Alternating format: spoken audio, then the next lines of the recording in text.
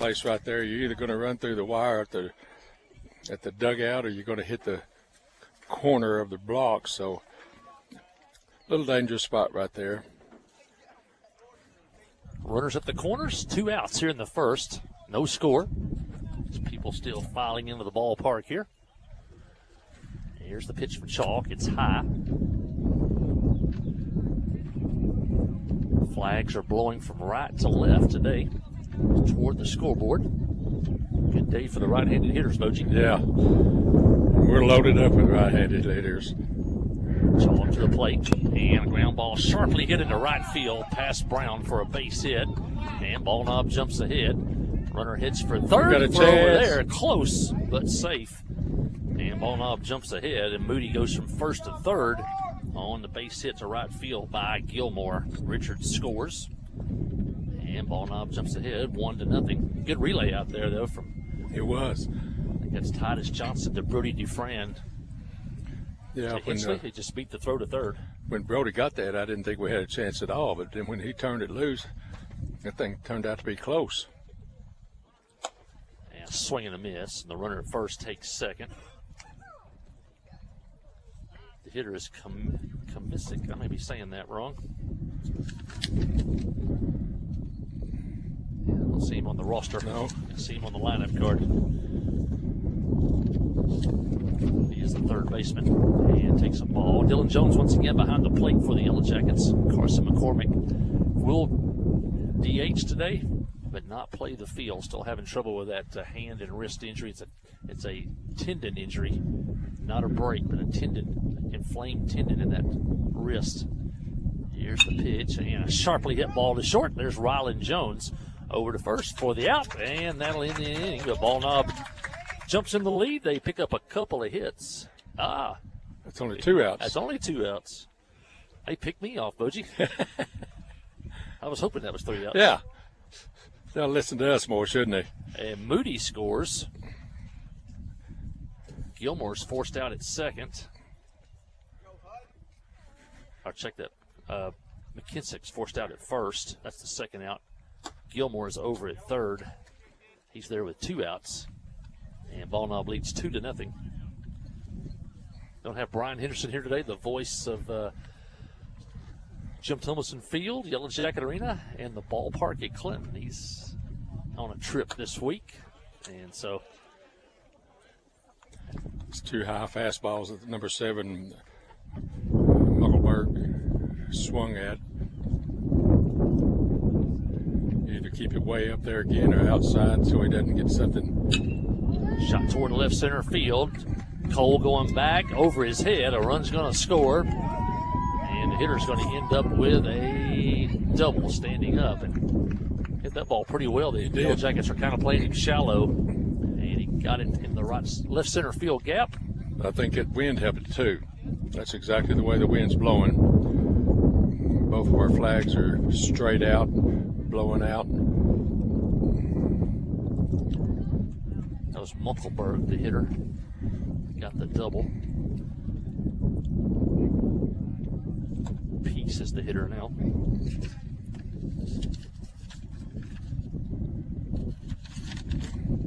Runner at second. Nobody out. And ball knob already has 3 runs here in the first. And a pitch just Good low. pitch.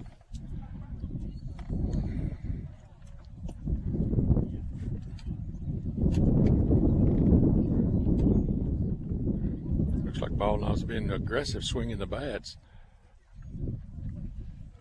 Pitch from Chalk, foul back. 6th place hitter at the plate for ball knob. Talk about the Yellow Jacket defense. Russ Hensley over at third. Rylan Jones at short. Brody Dufran at second. Sam Brown over at first. Dylan Jones behind the plate. Cole Prince in left. Zane Wider in center. And Titus Johnson over in right field. And another long fly ball left center field. This time Prince is going to run this one down and makes the play, and that'll end the inning. But ball knob comes up with 3 runs on 4 hits. We'll check that. 3 runs on 3 hits and a hit batter. And as we head to the bottom of the first inning, It is ball knob 3, Clinton nothing. Listen to Yellow Jacket Baseball on the trip, 94.7. I'm Steve Landers for the Cowboy family of dealerships. The most important part of the car business is customer service. And we know that some people need a little help once in a while. We understand that, and we're here. No matter what your credit or where you bought your vehicle, we can help.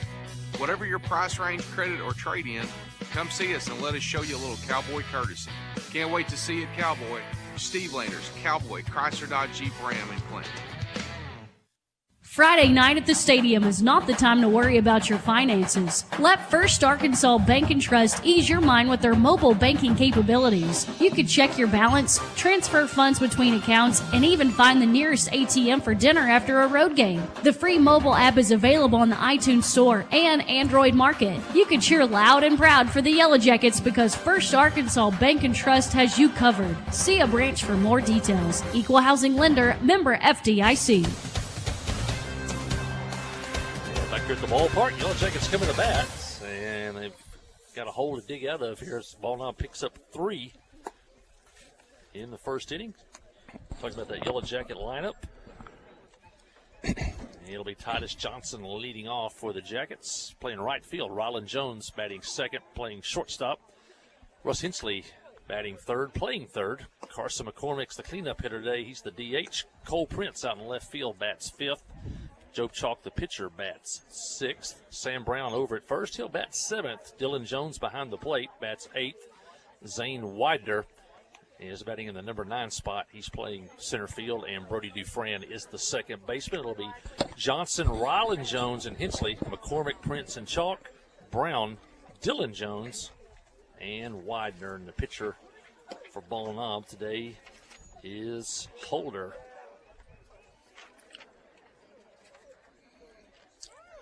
Mike, I was talking to you there between innings. Our track team from Clinton showed well last night up at Harrison. Was not surprised that Maddie Cabana won the 800, the 1600, and the 3200. And Allison Wallace ended up second, I think, in the 1600. No, a third. So she got, what would be, 7 points. I think they scored 81 points against a pretty good competition up there. Branson, Missouri was there, Harrison. Titus Johnson leads it off for the Yellow Jackets, playing right field. Looked like the boys' team scored most of their points in the sprints and the relays, and a couple of points in the field events. And line drive center field, and it'll drop for a hit. Bounces off the center fielder, but the right fielder's there to back him up, gets it in, and Titus Johnson, just like Ball Knob did, Yellow Jackets lead off with a hit to open the ball game. Didn't Titus have a hit or two last night? Good ball in play, I think. Yeah, we saw Titus in right field last night. Also, Sam Standridge out in right field last night. Rylan Jones skies one to center. The center fielder comes in, makes the play. And there's one out in the inning. Titus comes back to first.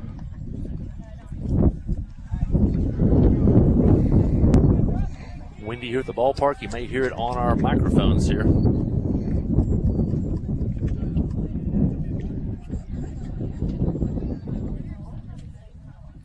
Russ Hensley, the hitter, and has he had a better night than he had last night, Boji? You've been around him a long time. I've never seen him have a better one than last night. If you just tuned in, he had 2 home runs and a double, and the double, and there goes Johnson for second. He steals it standing up. Ball gets away from the catcher. His double hit 3/4 up the fence, and he was that close to having a 3rd home run. And to show the respect that Mayflower had for him, they intentionally walked him late in the ball game. That's the thing to do. You know, you got a hot hitter. Hot That's shot a fair ball. is fair down the third base line. Johnson will score, and Hensley will head to second as he hits one right down the third base line for a ringing double. And the Jackets now cut the lead to 3-1. ball knob coach is going to question the call. That ball was fair over the bag. Even though it hit foul, it went over the bag fair, and that's a fair ball. Head coach for ball knob is Aaron Hammonds. He's assisted by Brent Race. It's different coachings than we saw the last couple of years. One of ball knob's former assistants we saw, I guess, 2 years ago. He's the head baseball coach at Pangburn now.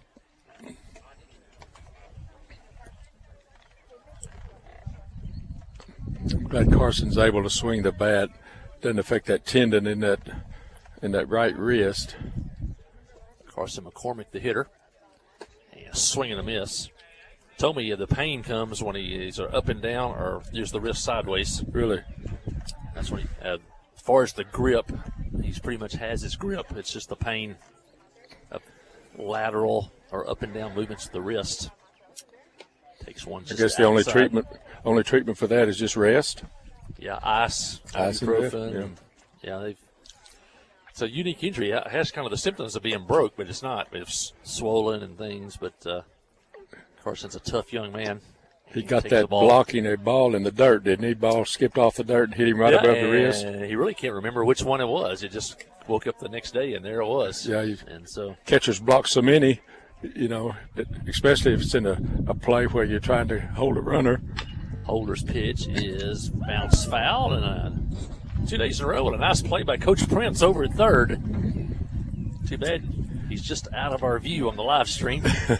He made a play last night at Mayflower on a tough ball. Carson ripped one last night in the first inning that the right fielder ran down.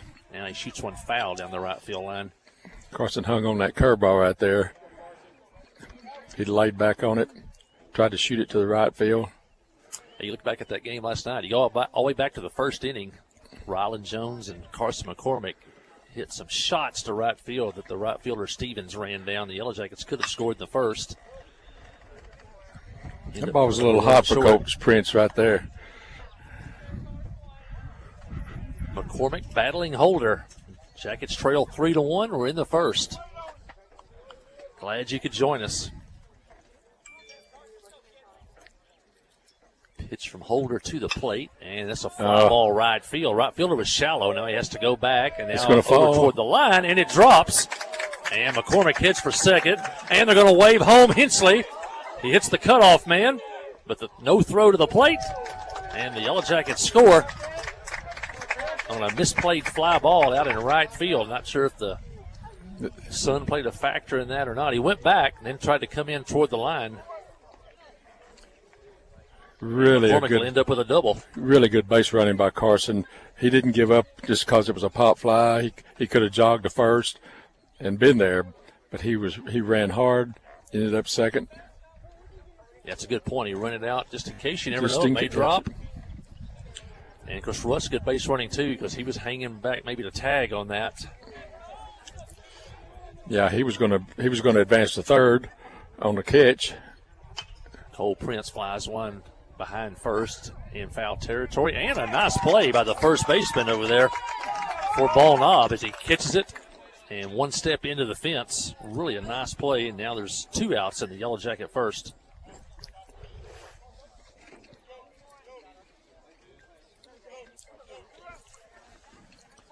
And that'll bring in Job Chalk. I think Job may have some family listening out of state or watching the live stream. Glad you could join us today. And Chalk rips one to center. Center fielder comes in, can't get it. Gets by him, heads to the wall. That may be 3 for Job. McCormick scores. Chalk heads for third. Here comes the throw, and he is safe at third. The ball beat him, but it was in the dirt. Third baseman couldn't handle it. And Chalk ends up with a triple. And McCormick scores. And the have tied the game at 3. Chalk hustling all the way. Yeah, you think that's going to be just a catch tag, but that third baseman's got to worry about catching the short hop, getting it up in his glove, and then tagging with Job running as hard as he can right there. That's just a bang-bang play, and Job did a great job hustling all the way out of the box. got to give the kids a lot of credit. It's such a tough loss last night, and you see them out here coming out hustling. McCormick hustles out a double. Chalk hustles out a triple. Got a lot of resilience in this Yellow Jacket team. Sam Brown, the hitter. Brown was the starting pitcher in last night's game, playing over at first today. Here's the pitch. Curveball outside by Holder. Dylan Jones on deck. Jackets have sent 7 batters to the plate here in the first. We've got Landon McNabb running for Job. Ball gets away from the catcher. Nothing doing there. Count now 2-0.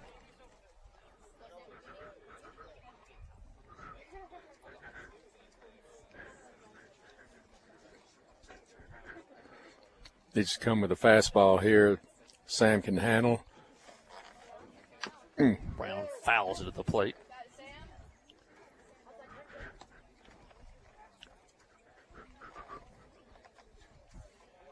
Two balls and one strike.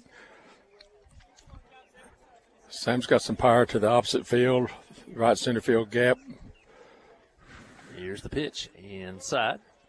Now 3-1. Ball knob jumped out with 3 in the top of the first. Yellow Jackets have come back with 3. And Landon McNabb over at third could put the Yellow Jackets in the lead. Brown trying to drive him in. And line drive left center field, and it is caught by the left fielder. Good play out in left field. A running catch. And Brown hit that one on the nose. And the Yellow Jackets inning comes to an end, but the Jackets tie the game. They get 4 hits in the inning. 2 doubles, a triple, and a single. They leave one. And as we head to the second inning, it's Clinton 3, Ball Knob 3. Listen to Yellow Jacket Baseball on the Trip, 94.7.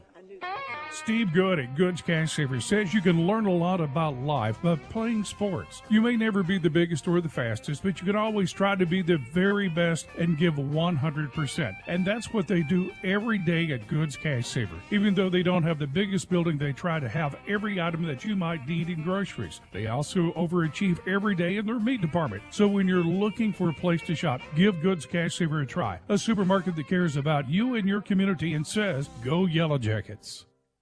Adventure awaits, and with the all-new lineup of Chevrolets, those adventures can become reality. Joe Lee Chevrolet has the best lineup of cars, SUVs, and trucks ever. Why go from A to B when imagination can take you everywhere? And remember, when you need service work, Joe Lee's service department can keep your Chevrolet running like new. Make your best deal today at Joe Lee Chevrolet in Clinton. Find new roads in your new Chevy vehicle.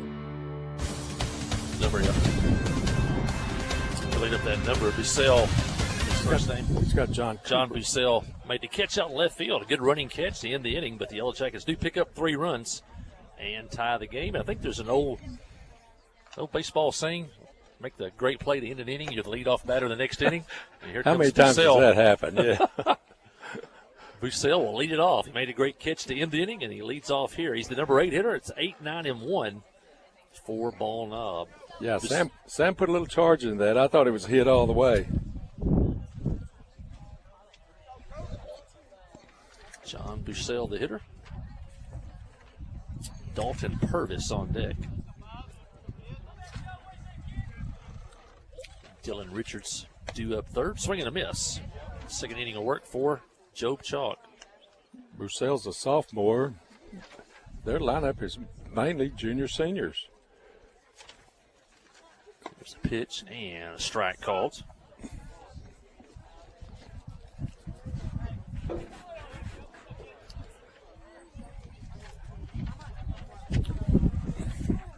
Beautiful day here at the ballpark. Partly cloudy, and the pitch is low.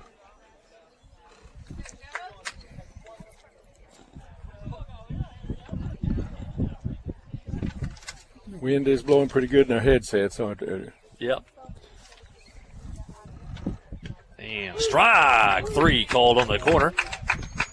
And that's the first out and the first strikeout of the game for Job Chalk. That'll bring in the 9th place hitter, Dalton Purvis, playing second base. The trials and tribulations of doing an outside broadcast. No press box to set in. Yeah, we may have to build us a little press box one of these days up here. I tell you, we got a great place for broadcasting here. We got internet here at the ballpark. Nobody else has that. We got a good high perch. And we got netting. And the camera kind of sees right through netting, but it don't see through chain link. Yeah. So we get a good picture here at home. A lot of times on the road, we don't get a good picture.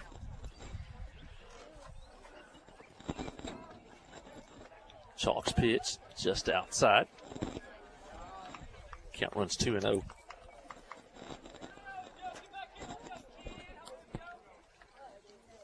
Jacket defense straight away for the hitter. And a strike as he pours one in there. Now 3-1.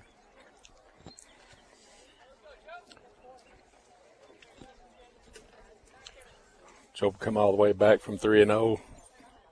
There you go. And another 3-2. strike in there. 3-2. Job with a nice, easy motion. See Job's mom and dad out in center field on Booster Island. They're watching from left center field. And strike 3 called on the inside corner. Back-to-back strikeouts for Chalk, and now 2 outs here in the ball knob second. That'll bring in Dylan Richards. Richards singled and came around to score back in the first. Little seeing eye single. Yeah, up went the middle. right past Job and right past Brody Dufresne. Chalk would like to retire the side in order. First pitch is That's low. close. He hadn't thrown many curveballs. That was a little bit of a slow curve there.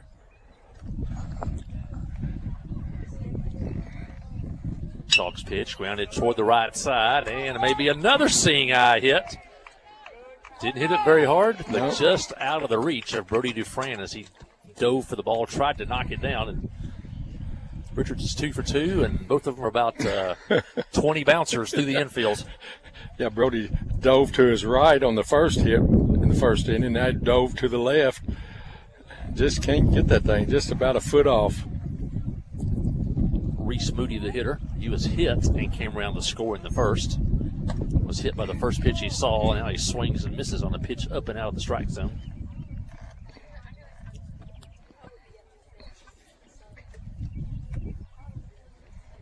Force out in the middle, 2 outs. Snap throw to first. Richards is back.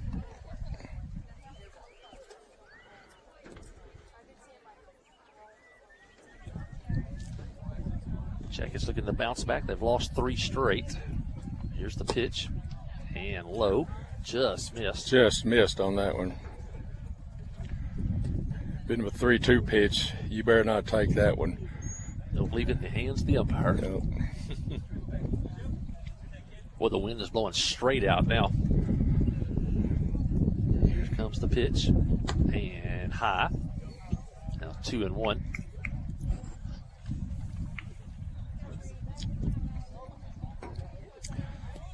I want that wind to kind of settle down. I'm going fishing in the morning. I don't want to fish in a wind gale. Good pitch. Foul back. 2-2. Give us a fishing report. How is the spring fishing going? You know, they're so scattered right now. There's so much water. You know, the water's way up on the banks. You know, we're fishing where in the middle of summer would be dry land. So it's just hard to get up in the brush. Good play by Dylan Jones. Blocks that ball, hit in front of the plate. And Dylan blocked it with a chest protector. Count now full. Yeah, the lake levels are, all the rain we've had are really high. Yeah. It's dropping a little bit, but you still have to get up in the brush and just use flips and jigs and get around the backside. There goes the runner on 3-2. Come on, Chop toward third. Hensley has it. His long throw is safe at first. As Moody beats it out. I'd like to see a replay of that. That was bang bang at first. Ball knob got the call. Richards, who was going on the 3-2 pitch and 2 outs, goes all the way to third on an infield single by Moody. And that'll bring in the pitcher Holder. He grounded out to the second baseman, Dufran, who flipped it to second for a force out. Here's the pitch, and foul down the right field line. We're tied at 3. We're in the second, but Ball Knob's threatening again with 2 outs.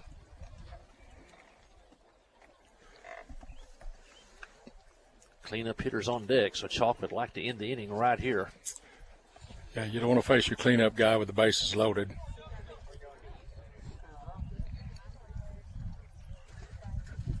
Chalk gets the sign he wants. Now he steps off. Our middle infielders are pretty wide. I'm not sure we can cover a second base if he steals, unless we're just going to be catcher's indifference and not even take a shot. There goes the runner at first and foul back. Now it's 0-2 on the hitter. Yeah, you 0-2 now. You can kind of play with this batter, tease him a little bit with right on the black. Maybe throw one up and then make him back up and then down and away. Here comes the 0-2 pitch. It's low. Runner takes second without a throw, and as Rogie said, that's called catcher's indifference. Yeah, we don't care if you're going to run because we're fixing to strike this guy out. That's what you mean, doesn't it? Now 2 runners in scoring position with 2 outs. A hit could score 2 here. Here's the pitch. And grounded softly towards short, fielded by Rylan Jones. Long throw and safe at first. And once again, another seeing eye hit for Ball Knob. The only play really was if Rush could have got there and cut it off, but he couldn't get there quite in time. Then Rylan Jones had to make a throw from deep in the hole. He made it close, but he was safe at first. And Ball Knob scores. They retake the lead as Richards scores from third. Moody, who was at second, moves over to third. And Holder picks up another hit. And Ball Knob has 6 hits, but they really hadn't hit the ball very hard. Had 3 that just an inch off of our gloves. The hitter's McKisnick.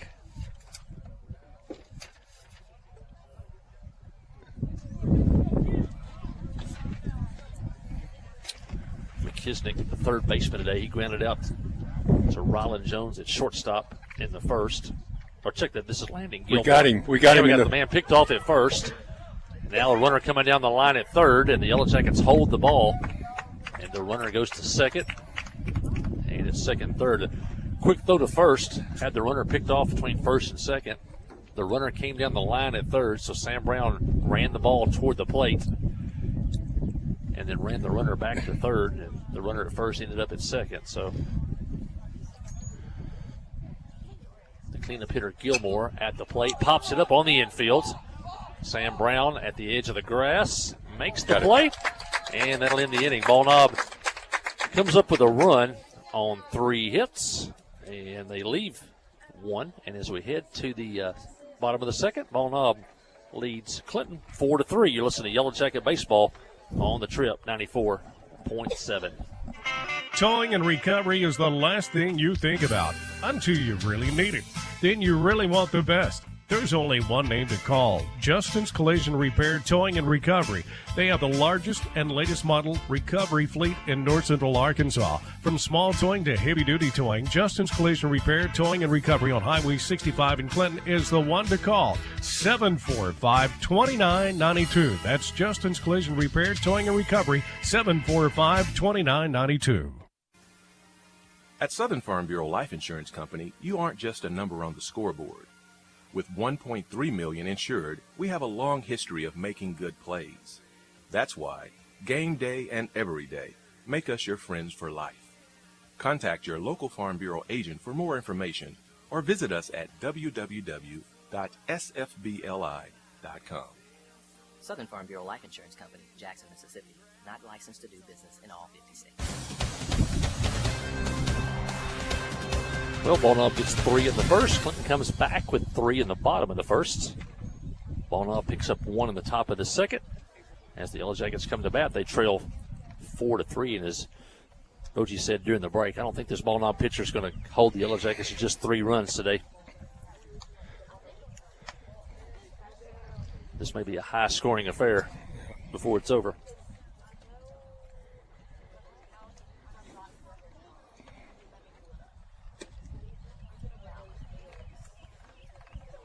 Yellow Jackets sent 8 men to the plate, or 7 men to the plate in the first inning. And they'll have Dylan Jones, Zane Widener, and Titus Johnson coming up here in the second.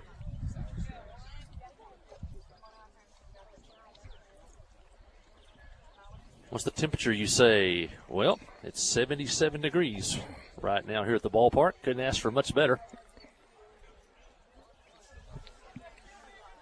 And when Bogie goes fishing in the morning at 5 a.m., it'll be 60 degrees. That's great. Then I'll have my limit by 6. And then he'll have the fish fry for the community tomorrow afternoon. For all the grandkids. I'm not sure I can catch enough fish for all the grandkids. Line drive by Jones, left field. Left fielder comes in, has to reach above his head to make the play. And I think the old saying there is he made an easy play look hard. Oh, yeah. He went left, went right, and then kind of backed up and jumped, and it fell in his glove.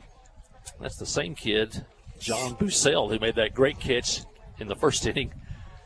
And that one was much easier and almost eluded him out in right field or left field. But that ball that's hit right at you sometimes is the toughest one.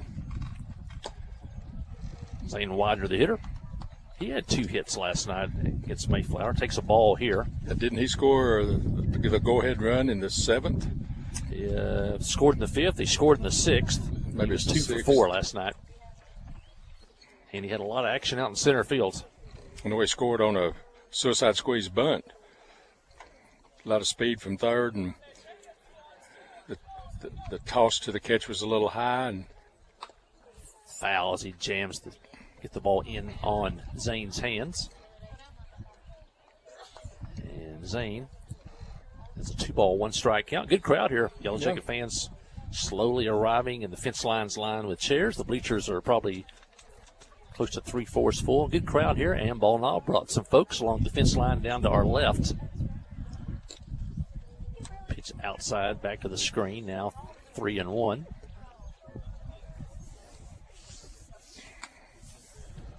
Zane gets on, then we're back to the top of the lineup. We need to get that run back. Titus Johnson on deck. Widener trying to get on here. He's ahead in the count, 3-1. And a swing and a miss. Count now runs full. We're in the second. Jackets trail 4-3.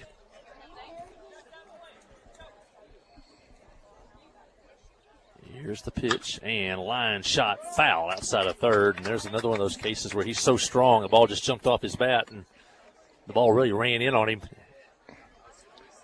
He can whip that bat, that's for sure. Not many things Zane can't do on a field or a court. Here's the pitch, and ball 4, and Widener is on with good speed. Back to the top of the order, Titus Johnson. Titus singled to open the ball game, stole second, came around to score Clinton's first run of the ball game.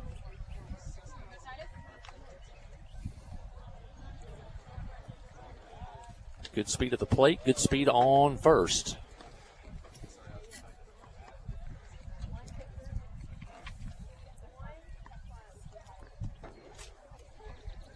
Widener with a good lead over at first. Pitch to the plate, popped up on the infield. Second baseman, now the first baseman having trouble with the sun. And the shortstop comes in and has to save the day on that play. In fact, the second baseman couldn't see it. The first baseman had his hat off, trying to block the sun. The catcher, or not the catcher, but the pitcher had his back to home plate, trying to make a play. And the shortstop, Reese Moody, came in and made the play. Yeah, the other three were just kind of standing, trying to figure out the location, and shortstop just came flying through. Made a good play. Going to drop. There goes Widener for second, and he'll steal it without a throw as the ball gets away from the catcher. And Rylan Jones, the hitter, the freshman, has a chance to tie the game up here with a base hit.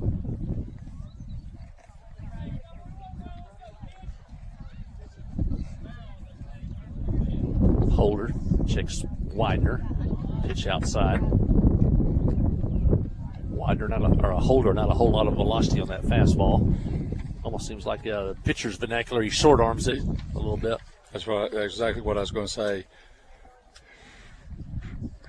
Pitch in the dirt again. Now 3-0 on Ryland Jones. Catcher did a good job of blocking that. The thing was halfway over the left-handed batter's box.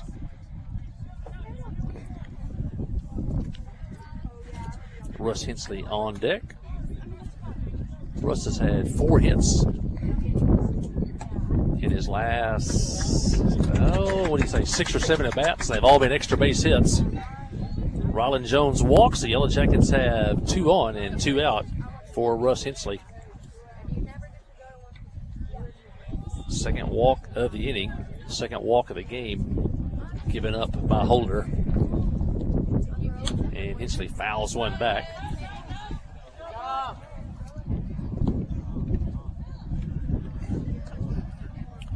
Russ was 3 for 4 last night. So 4 of his last 5 official at-bats have all been extra base hits. 2 doubles, 2 homers. Let's hope he doesn't get jumpy here and just try to swing at everything that's close. Well, the outfield is shallow. Here's the pitch. And a line shot, base hit, right field. Going to send Widener home. Right fielder comes up with it, throw to the plate, and Widener will score easily, and the game is tied at 4 on another hit by Russ Hensley and another RBI. That's 2 now in today's ball game to go along with 7 yesterday. And good running by Ryland Jones. He goes from first to third on the hit to right field. We're tied at 4. And Carson McCormick can put the Yellow Jackets ahead for the first time today.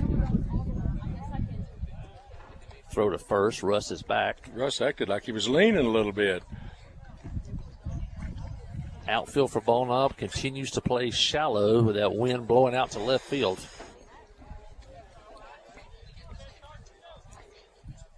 Here's the pitch. And a long fly left center field. Center fielder going back near the fence at the wall. It's gone! Home run, Carson McCormick. A 2-run shot just to the right of Booster Island. And he got that one up in the air. And it was gone. It's good to see McCormick. That's 4 home runs in 2 days for the Yellow Jackets. And the Yellow Jackets extend the lead now to 7-4. That ball was hit well. That ball would have been out, I think, even if it didn't have a little wind aid. McCormick now 2 for 2, a double and a homer. He's knocked in 3 today. Cole Prince is the hitter. Cole had a home run yesterday. 4 homers in 2 days for the Jackets. Prince shoots one toward right down the line. It is foul down the right field line. And now Cole's in the hole 0-2.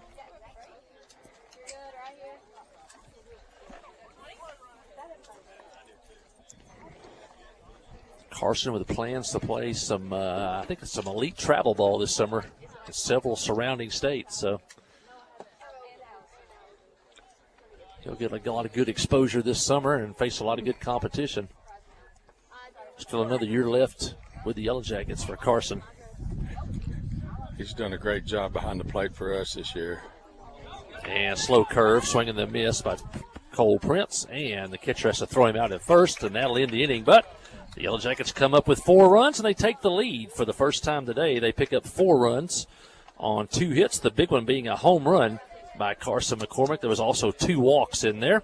The Yellow Jackets don't leave anybody, and as we head to the 3rd inning, it's now Clinton 7, Ball Knob 4. You listen to Yellow Jacket Baseball on the Yellow Jacket Sports Network. Hi, I'm Steve Landers for the Cowboy family of dealerships. The most important part of the car business is customer service. And we know that some people need a little help once in a while. We understand that, and we're here. No matter what your credit or where you bought your vehicle, we can help. Whatever your price range, credit, or trade-in, come see us and let us show you a little Cowboy courtesy. Can't wait to see you at Cowboy. Steve Landers, Cowboy, Chrysler, Dodge, Jeep, Ram, and Clinton. At First Security, our team is proud to be only in Arkansas. In fact, we've been committed to our home state since 1932. Why does that matter? Banking with First Security means that you get friendly service from local professionals right where you live. Decisions are made here, and so are relationships. From personal banking to business to mortgage, First Security is here for you. First Security, only in Arkansas. FSBank.com. Member FDIC, Equal Housing Lender. So Nice. the Yellow Jackets take the lead. They lead 7-3 as they head back into the field for the third inning. And Ball will have the 5, 6, and 7 hitters due up. We talked earlier about track and field, and we'll talk some more about that as we go along.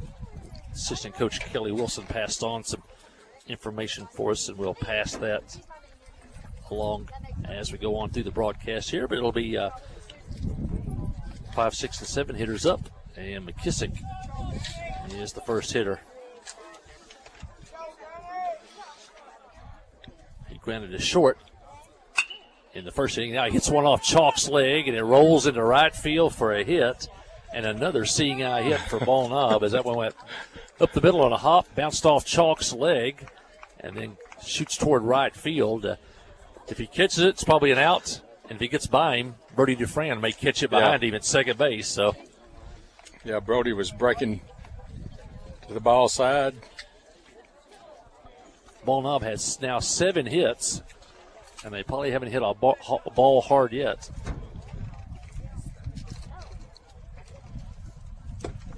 And that'll bring in Hudson Muckelberg.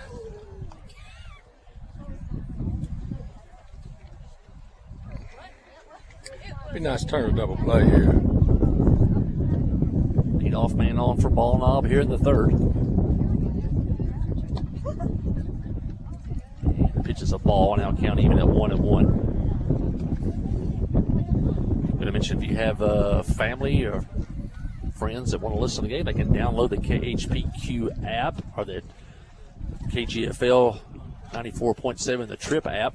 There's a strike, and you can listen to the ball game, or you can go to KHPQ on Facebook or KHPQ Sports on YouTube, and you can watch the live stream right now and listen to the broadcast from anywhere in the world.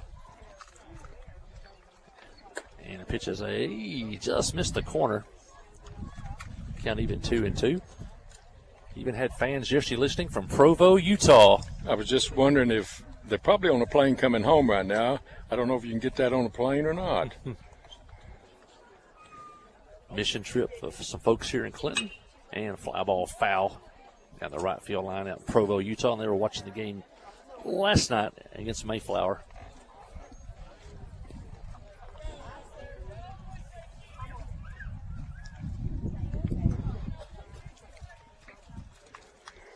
Two the count. Runner at first. There is nobody out. Yellow Jacket middle infield looking for the double play ball. Here's the pitch, and it's high now, full 3-2. Hensley at third. Ryland Jones at short. Dufran at second. Sam Brown over at first. Prince, Widener, and Johnson in the outfield. Dylan Jones behind the plate. There goes the runner, and a swing and a miss. Jones throws to second. He is out at second on a perfect throw by Dylan Jones. And the hitter strikes out at the plate. It's a strike him out, throw him out. Strike him out, throw him out. Now the third base coach is going to come question the call. Really a good throw by Dylan Jones. And the batter was really up in his face a little bit there, too, and he had to kind of throw it around the batter. And he put the throw right on the money. And suddenly there's 2 outs here in the Ball Knob third inning, and that'll bring in the right fielder, Garrett Peace.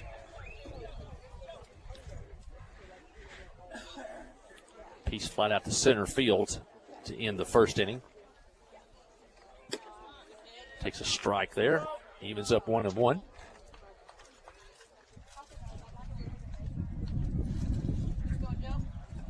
Jackets would like to end the inning right here and get back to the plate. Here's the pitch, a swing and a miss. And now Pieces in the hole, 1-2. I like Job's the speed off between pitches. He just gets his sign and goes right ahead and fires at you. Here's the pitch. And strike three called. Maybe a little curve or slider on that one. A little bit of a spin, yeah. Back-to-back strikeouts, 4 in the game for Job Chalk. Ball knob gets a hit. Has a runner erased on a caught stealing. They don't leave anybody. Fail to score. And as we head to the bottom of the third, it's Clinton 7, Ball knob 4. Listen to Yellow Jacket Baseball on the Yellow Jacket Sports Network. Steve Good at Goods Cash Savers says you can learn a lot about life by playing sports. You may never be the biggest or the fastest, but you can always try to be the very best and give 100%. And that's what they do every day at Goods Cash Saver. Even though they don't have the biggest building, they try to have every item that you might need in groceries. They also overachieve every day in their meat department. So when you're looking for a place to shop, give Goods Cash Saver a try. A supermarket that cares about you and your community and says, go Yellow Jackets. Ozark Health is a wonderful diamond in the rough, I call it. Living in a rural community, having access to healthcare is critical. It has been a blessing to our community. Not that I want to go to the hospital, this last place that I really want to go, but this is a place I'd recommend to anybody. There's nothing like the individual care that you get here. It's phenomenal. Our purpose for being here is to serve people. It fills me with pride that we're able to do that. Ozark Health, your community hospital. The Jackets come to bat in the third. They lead 7-4. The Jackets will have the 6, 7, 8 hitters due up. Job Chalk, Sam Brown, Dylan Jones. Anybody gets on. Zane Widener. Holder, the pitcher for Ball Knob, starting his third inning of work. The Jackets have 7 runs on 6 hits. They've only left 1 runner today. Ball Knob has 4 runs on 7 hits. They've left 3. Neither team has yet to commit an error.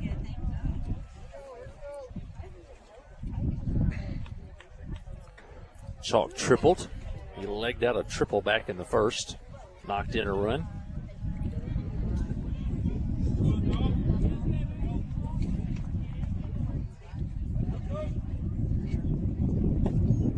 And Chalk takes a ball. Wind blowing straight out now. Wind's kind of changed a couple of times today. It swirls a little bit on us. There's the pitch and outside for a ball.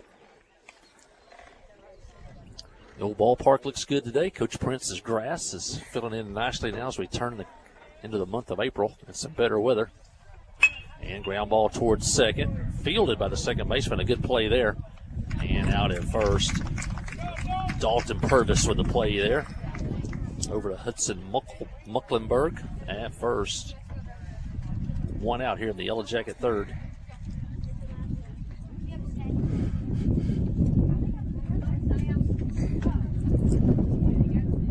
Sam Brown, the hitter. And Brown takes a ball. Brown lined out to the left fielder back in that first inning. A good catch by Bussell. There's the pitch. Ground ball once again to second. There's Purvis. He boots this one, picks it up, throws it, and he gets away from the first baseman. And Brown's on. He had time to make the play even after he booted it, but made a poor throw to first. And Sam Brown's on with 1 out. And that's the first error of the ball game for either team. Dylan Jones, the hitter. Looks like we're going to run for Sam, but I'm sure they'll re-enter him.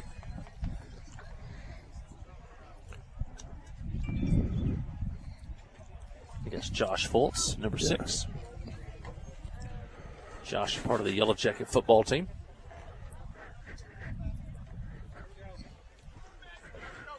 Dylan Jones, the hitter.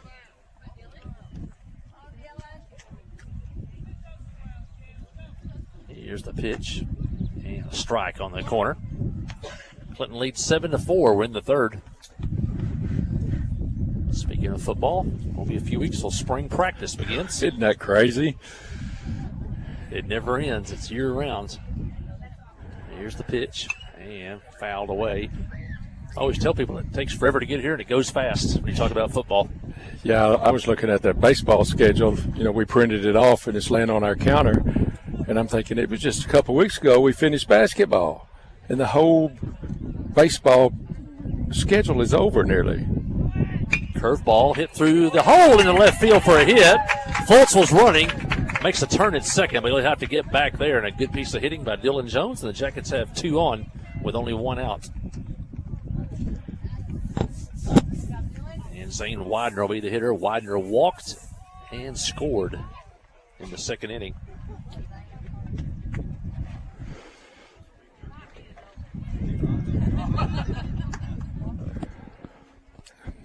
Zane's always a threat if he makes contact, because you better field it clean and get a good throw if you're going to get him out. Holder's pitch to the plate is a ball. Runners at first and second, only 1 out. Leadoff hitter Titus Johnson on deck.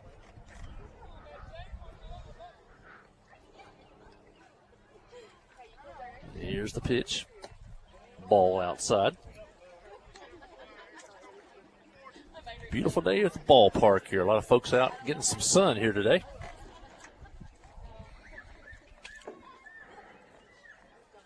Here's the pitch. And swing and a miss. It gets that one in on his hands. What's the famous saying that Mr. Cub for this? Let's play two. Ernie Banks. Ernie Banks. Mr. Let's play two. I guess we are with the JV game. Here's a pitch. And a swing and a miss. Count evens at 2-2. Now the flags look dead out there. 2 on, 1 out. 2-2 the pitch. Is a strike called in a liberal outside corner. We got a pretty good view up here, but Widener goes down on strikes. Now there's 2 outs. That's a good word for that pitch, liberal. 2 strikeouts in the game now for Holder. And that gets us back to the top of the order with Titus Johnson. Titus singled and scored in the first. Popped out to the shortstop in the second. And he fouls one at the plate. Rylan Jones on deck. Jackets trying to add to a 7-4 lead.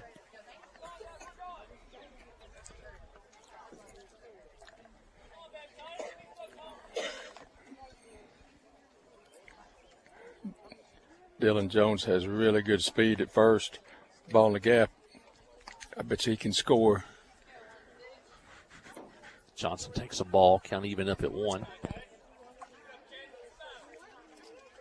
Yeah, we're going to see how much out of the arms of the ball knob outfielders. And a swing and a miss. Now Titus in the hole 1-2. Wants to put the ball in play here, avoid the strikeout. Yeah, that's one reason you teach your players to really watch the other team take infield. You know, check out those outfield arms. And curveball grounded towards short. Fielded by the shortstop. Long throw, safe there. And the bases are loaded. And with Titus Johnson running, Reese Moody took way too much time at shortstop getting rid of the ball. And the Yellow Jackets load the bases with 2 outs for the freshman, Rylan Jones. Titus now 2 hits in the ball game. Dylan at second. Sam Brown, Fultz running for Brown over at third. And Titus Johnson at first. Here's the pitch. In on him, fouls it down the third base line. Good speed on the bases. All 3 spots for the Yellow Jackets. And there's that man on deck. Russ Hensley lurking on deck. You'd love to see him come up in this inning as hot as he is. Line drive right at the second baseman, off his glove, and everybody's going to be safe. And Fultz scores.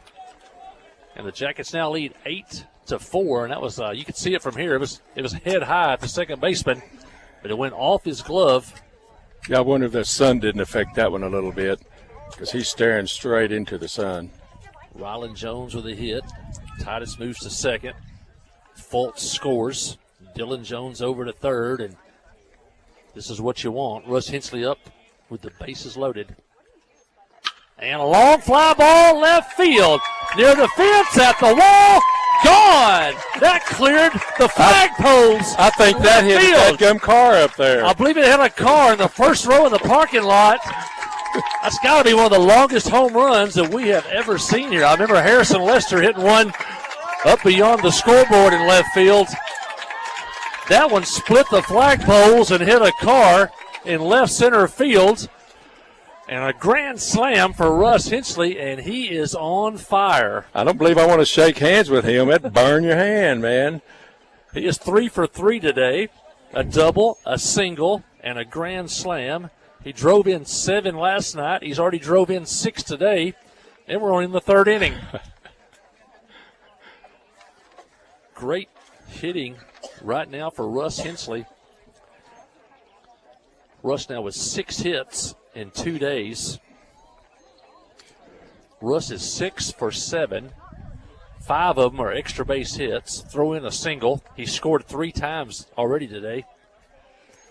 That in college and pros, that OPS, on base plus slugging. Yes. He'd have a good number, wouldn't he? It would be above 1,000. When 800 is exceptional. It's exceptional, that's right. Yeah. Well, trip to the mound by the ball knob coach. And here's another kid that right here can go yard on you. McCormick homered his last time up. He's 2 for 2 today, a double and a homer. He's knocked in 3. And another shot left center field, over the center fielder's head, and one hops the fence and over the fence, and a ground rule double. And about the exact same spot he hit the home run just an inning ago. And now McCormick is 3 for 3. 2 doubles and a homer. What do you call that island out there? Booster Island. Booster Island. They may have to move that thing up the hill a little bit. That may be a danger today out there. And that'll bring in Cole Prince. Cole 0 for 2 today, but Cole had 4 hits yesterday. Yellow Jackets now with 11 hits. And haven't quite played 3 innings. You know, our bats have kind of come alive the last 2 or 3 games.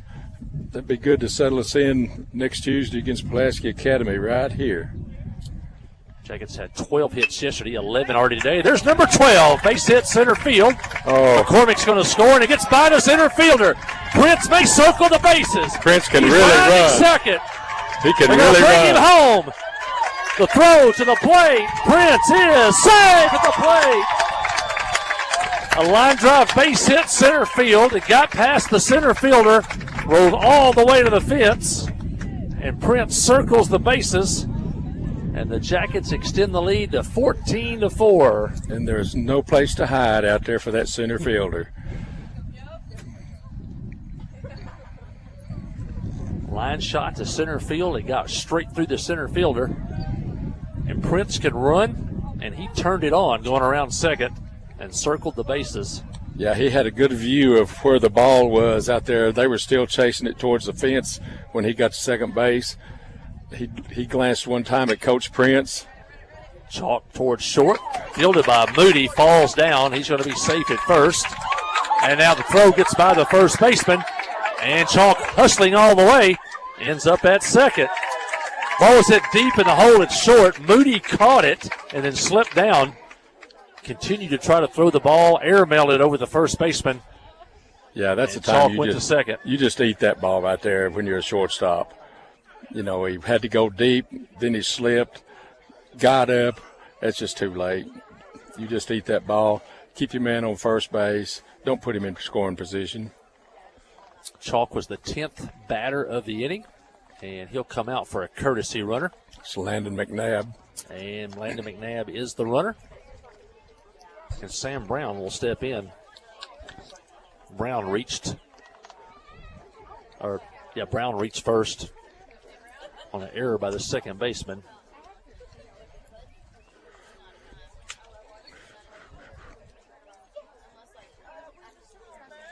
Pitch to Brown is a ball. McNabb at second. Jackets now lead 14-4.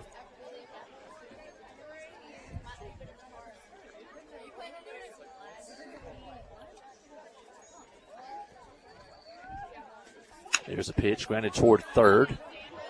Off the third baseman, into left field. Now McNabb goes to third.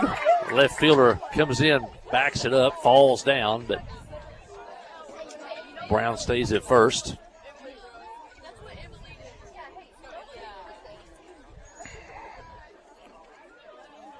Back-to-back errors for Ball Knob.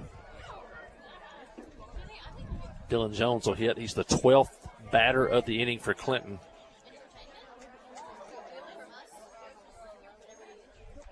(14-4) Yellow Jackets. At one point, it was 3-0. Or check that. It was 3-0 Ball Knob at the end of the top of the first.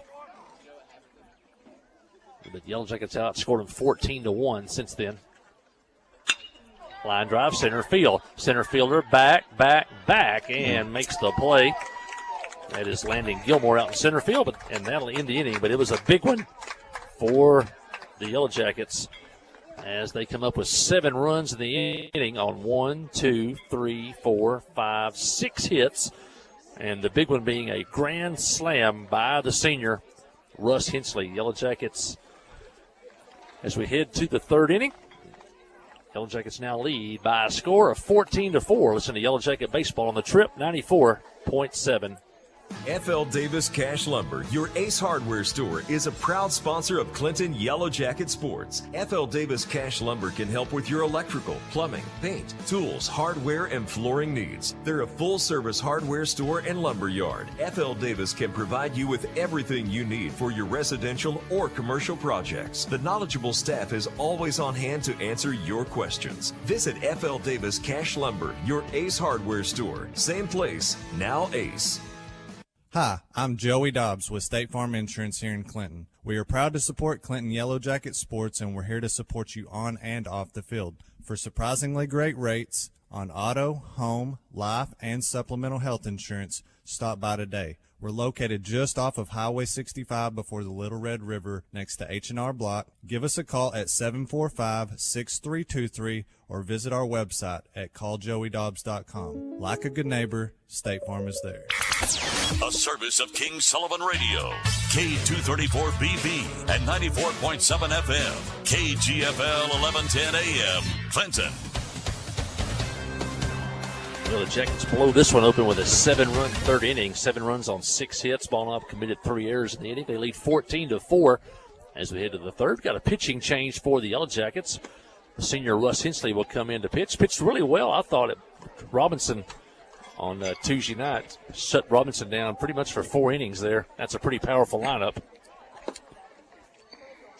If he comes in warmed up enough, I criticize him a little bit that he just thinks he's warm, but then it takes him an inning or two to really get his timing and his stretch and his stride. I wish he would throw 15 or 20 more in the bullpen, to start a game. If he could start off with the strikes, say that pitch was a foot outside. Joe Chalk, the starter, went 3 innings. He struck out 4. Walked 1. Or check that. Actually, it was a hit batter. Didn't walk anybody. Struck out 4. No walks. 1 hit batter. And he gave up 4 runs.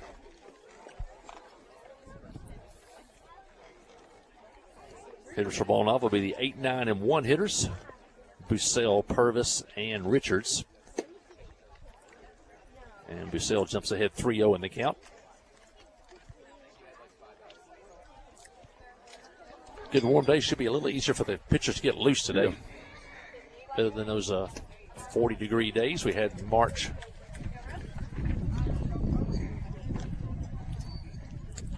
Yeah, Russ has thrown 4 pitches, and all 4 pitches have been on the outside away from a right-hander. And pitches a strike as he pours that one in there.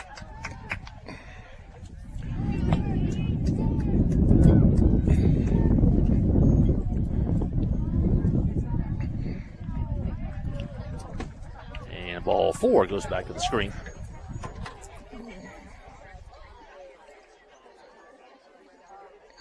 We talk about a 55-foot pitch. That's about an 85-foot pitch up against the backstop.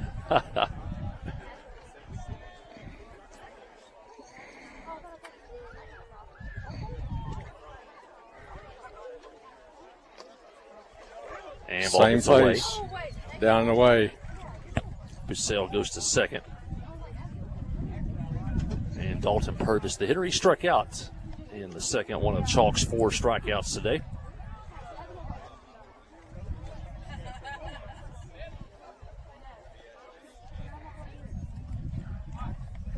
Here's the pitch outside.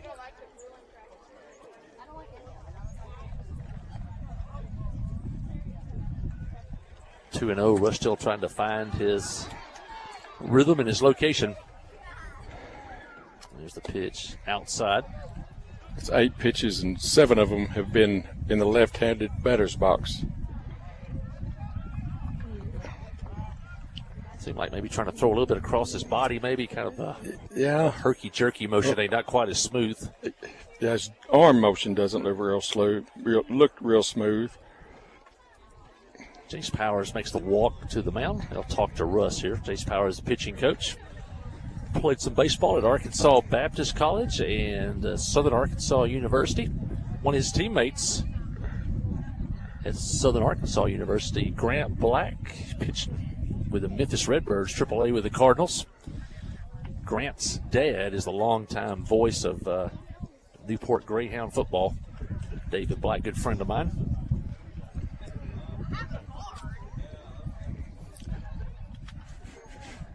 Conversation's over. And Purvis steps back in. Hensley's 3-0 pitch is ball 4, and the first 2 are on for Ball Knob here in the 4th.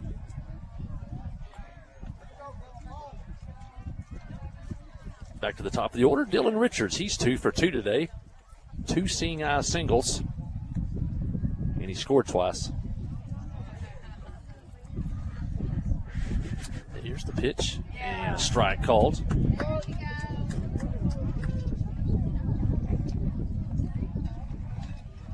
Jackets would give him a run for a double play here, wouldn't they, Boji? Yes, they would. And line drive left center field. That may be the first legitimate hit of the game for Ball Knob, and it is. And a run will score on a base hit by Richards. That's probably the hardest hit ball they've had today.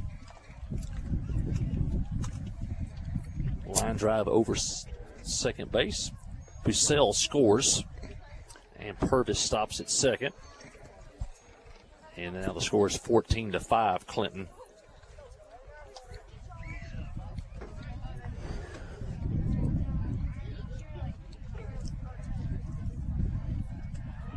And a swing and a miss. Reese Moody, the hitter. Reese has been on twice today. He was hit in the first and scored. He singled and was stranded at third in the second inning.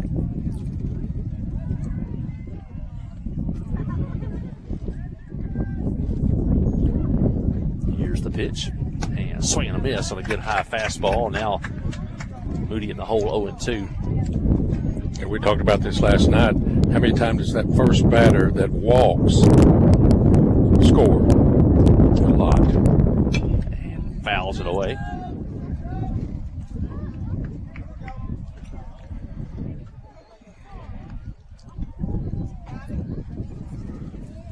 Russ seems to be getting his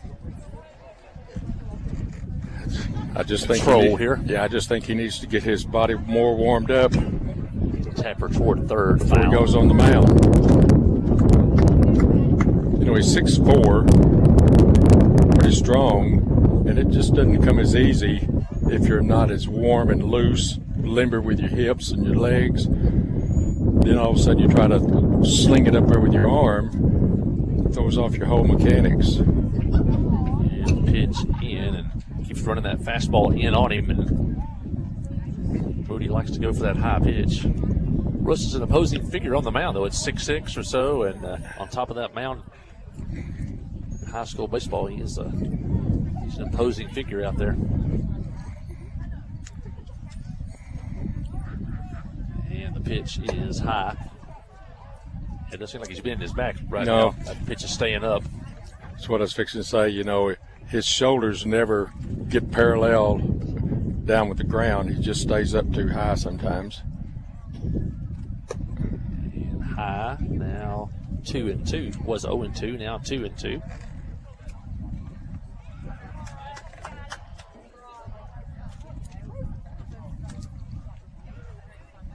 Two on. Nobody out here for ball knob. Now ball 3. Now the count goes full. Jackets lead 14-5. First 3 hitters have reached for ball knob. 2 walks and a single, and they've scored a run. Here's the pitch, and ball 4. And the bases are loaded. 3 walks and a single. I think that's going to be it. And this will be the second trip to the mound by Coach Powers. And looks like Cole Prince will come in from left field in for relief. Let's take a break. When we come back, we'll talk about Cole Prince. Listen to Yellow Jacket Baseball on the Trip, 94.7.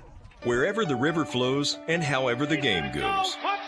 The River Company is a proud sponsor of Clinton Yellow Jacket Sports. Just like in sports, you want someone who has your back. The professional team at the River Company Insurance does just that. They'll work hard to find you the most coverage at the best possible price. Whether it's business, farm, ranch, personal, or automotive, the team at the River Company will get you exactly what you need. Sports is a team effort, so come join the team at the River, formerly S&P Insurance.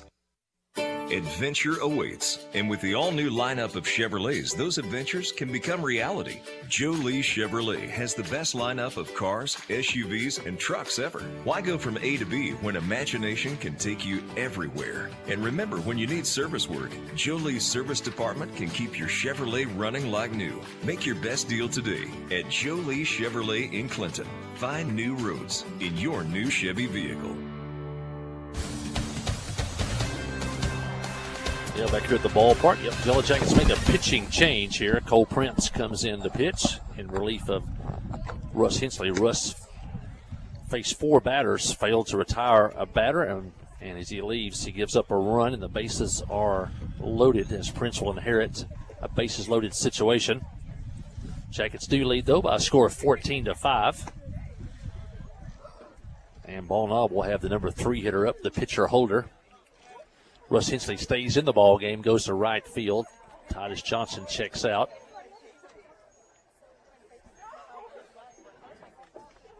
And trying to see who went into left field. And maybe Titus over in left field as Cole Prince came to the mound. I think that's what happened. I think Johnson in left, Widener still in center. Okay. And now Russ Hensley comes in, gets some sunglasses, and heads back out to right field. I think yesterday was the first time I've ever seen him in the outfield, or the Robinson game, I guess, wasn't it? Yeah, he might have played out there an inning or so. Prince getting all of his warm-up tosses here. Next broadcast for us will be Tuesday across town as the Lady Yellow Jackets take on Little Rock Christian Academy in a big softball game.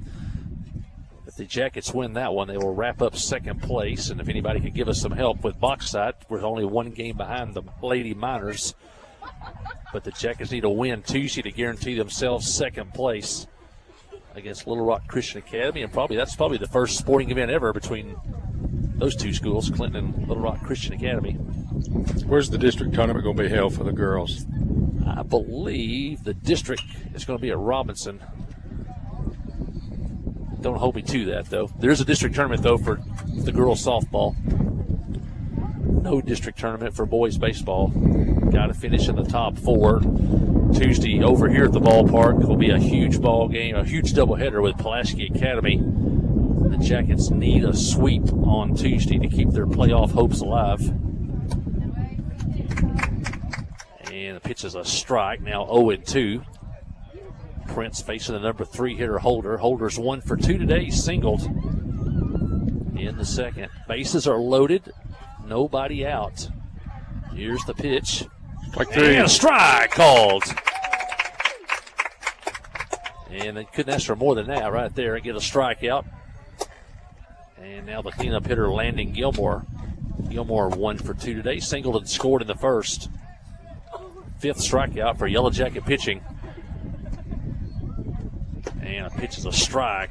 good pitcher's pitch there on the inside corner. Yeah, batter got handcuffed a little bit. Yeah, if you're watching at home, the pitchers like to keep the ball in so those hitters can get those arms extended and get that power. Another pitch off the angle. Yeah.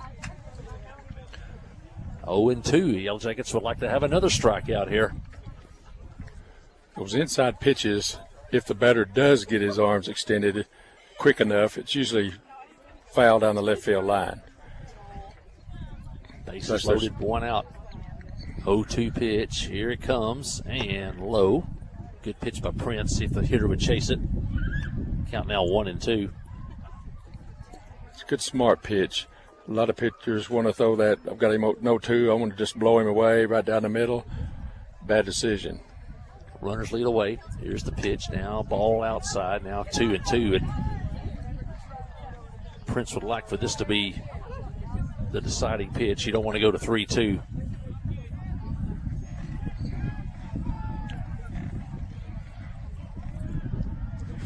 Prince from the stretch to the plate. And low, and now it's 0-2. Now it's 3-2. It's kind of been a long half inning. You hope your defense doesn't get back on its heels a little bit. Then a routine ball gets through. Jackets would give them a run for an out here. Here's the pitch. And line drive, base hit, left field. One run's going to score. Here comes the second man. And Johnson falls down out there, and a run will score. As Titus tried to get the ball back in. I don't know if it's wet out there or not. Must be wet. He slipped down. And 2 runs score. Purvis scored from third. And Richard scored from second.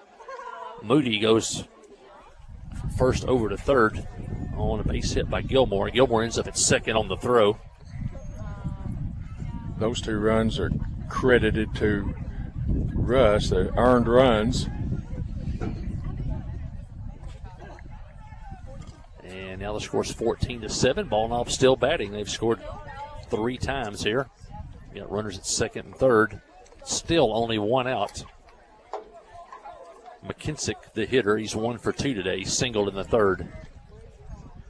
And a ground ball tapped toward third. Trammell Hastings checks the runner, goes to first, and the ball skips in the dirt and past Joe Chalk. 2 runs are going to score. And the hitter ends up at second on the first error of the game by the Yellow Jackets.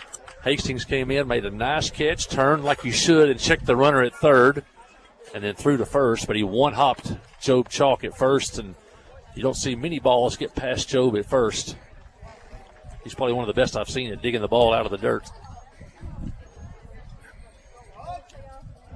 Moody scores, and Gilmore scores. As they allow the batter to go to third base. And the runner is at third. Off that ball left the playing field or not over there. Which probably should have put him at second if it left the playing field. Anyway, McKinsick's over at third, and Hudson Mucklenberg is the hitter. He's doubled and struck out today. Now it's 14-9. It was 14-4. 5 runs here in the 4th inning for Ball Knob.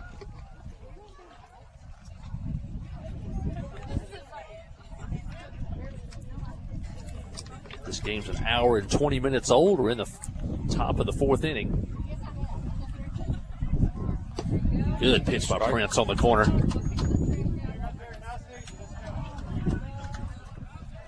Count 2-1.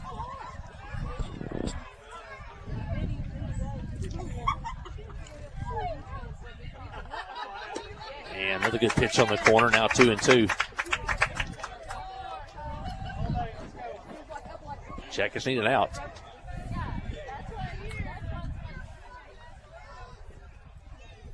Prince to the plate, and he hits the batter. And the second Ball Knob hitter to be hit today, and you hate to hit him with 2 strikes. Yeah. Probably wanted to come in off the plate. Don't give him anything to swing at, but that's way too far in. Garrett Peace is up. He's the 9th hitter of the inning for Ball Knob. The Yellow Jackets sent 10, 11, 12 hitters to the plate in the third inning. And now Ball Knob has sent 9 here to the plate in the fourth. Runners at first and third. 1 out, takes a strike. Peace is 0 for 2 today. Flied out to center and struck out. Runner leads away. There he goes from first. And a swing and a miss. No throw to second.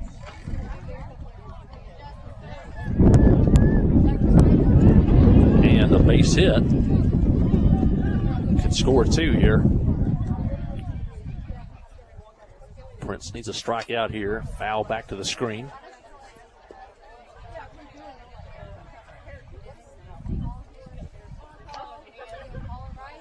Five games really in 5 days for the Yellow Jackets, so these pitchers have pitched several times this week, so it's been a lot of long week innings for the pitching staff.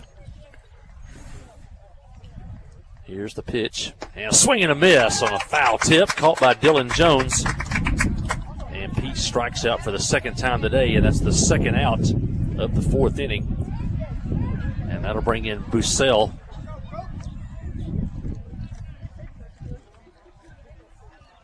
Bussell struck out in the second, walked and scored in this inning. In fact, he led off the inning with a walk and came around and scored. 10th hitter of the inning, and a swing and a miss. I think Cole's getting in his groove right now. That strikeout by Peace. 6 Yellow Jacket strikeouts today. Pitch is a strike on the corner. I think you're right. He is hitting his rhythm now. Fastball strike inside corner, fastball strike outside corner. I see action going on in the Yellow Jacket bullpen. Here's the pitch, and low. Count 1 and 2. 2 outs, runners at second and third. Jackets lead 14-9, but Ball Knob scored 5 times this inning. Here's the pitch, and foul back to the screen. I'm having trouble seeing all the way to the bullpen, but it looks like Peyton Gray, number 14. Number 14, yep. Dylan warming Jones up. took one off the chest protector there. Good job by the umpire. Walks the ball out to the mound, gives Dylan a chance to regroup here.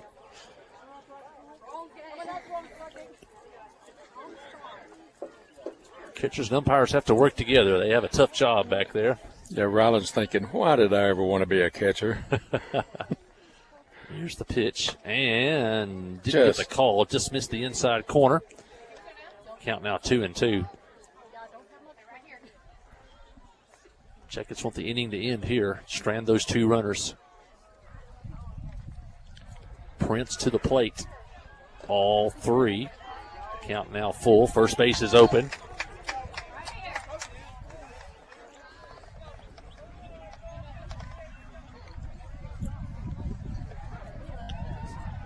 Peace the hitter. Prince the pitcher. And ball 4. And for the second time in this inning, Bussell walks.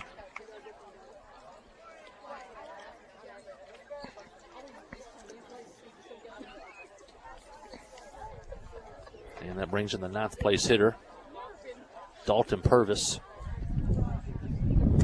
Purvis takes it back to the screen. Here comes the runner. And throw to the plate. Gets away. Now rolls into the middle of the infield, and 2 runs are going to score. The runner from third scored on a wild pitch. The throw back to the pitcher. Gets away. Rolls into the center of the infield, and the runner at second comes all the way around to score. McKinsick scores. Muckelberg scores. And Bussell ends up at second, and now it's 14-11.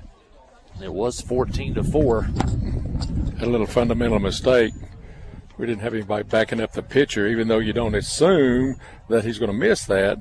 But the ball just got by him so quick, we didn't have him backing up that throw. Prince throws one in the dirt. Now 2-0 on the 9th place hitter, Purvis.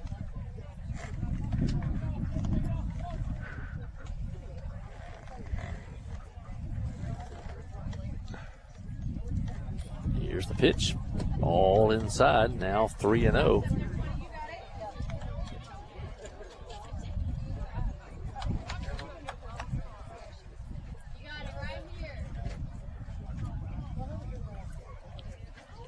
Need to come back with a strike here, Cole. Pitch is just off the corner. Ball 4, now first and second. 2 out. And believe it or not, the tying run is coming to the plate. Dylan Richards, the catcher, the leadoff man, is back up. He's 3 for 3 today, 3 singles.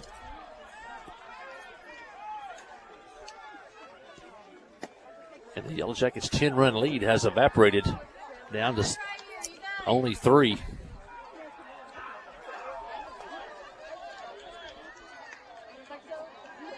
Five Yellow Jacket walks now and 2 hit batters. Those 5 walks, though, only have come actually in this inning. Line drive center field. Widener comes in, dives, and makes the catch on a line drive. Sinking liner to center field. Richards trying for his 4th hit of the ball game, and a diving catch by Zane Widener. And finally, the Yellow Jackets retire the side. But it was a big inning for Ball Knob as they come up with 7 runs in the inning on only 2 singles, 5 walks, and a hit batter. And they leave 1. Actually, they left 2. And as we head to the bottom of the 4th, got a new ball game here. It's Clinton 14. Ball Knob 11. Listen to Yellow Jacket Baseball on the Trip 94.7. Conway Regional has been the community's hospital for more than 100 years, providing high-quality, compassionate care. As our community continues to grow, we're growing alongside you to ensure all of your healthcare needs are met right here in Conway. Our board-certified interventional cardiologists, specialized team, and innovative cardiovascular technology are here to provide the comprehensive care you deserve when you need it most. So when you're facing a heart emergency, trust the care you'll find down the hallway, not down the highway. The Blagg Law Firm is a proud supporter of Clinton High School Yellow Jacket sports. When you need an attorney, call the Blagg Law Firm. Whether it's an injury accident, criminal defense, DWI, family dispute, or Social Security disability, Ralph Blagg believes in equal justice for all. Located on Court Street in downtown Clinton and on the internet at blagglaw.com. The Blagg Law Firm, a proud supporter of Clinton High School sports. Yep. Well, we got a new ball game here. Me and Boji were thinking 10-run rule, where we're going to eat supper at. It was 14-4. Now it's 14-11. And the Jackets going to have to go back to work with the bats here as they come to bat. It's only the bottom of the 4th inning, so been a lot of runs. Already 25 runs scored in this ball game today. And it looks like a pitching change for Ball Knob. Number 3, Dylan Richards, the catcher, is now the pitcher.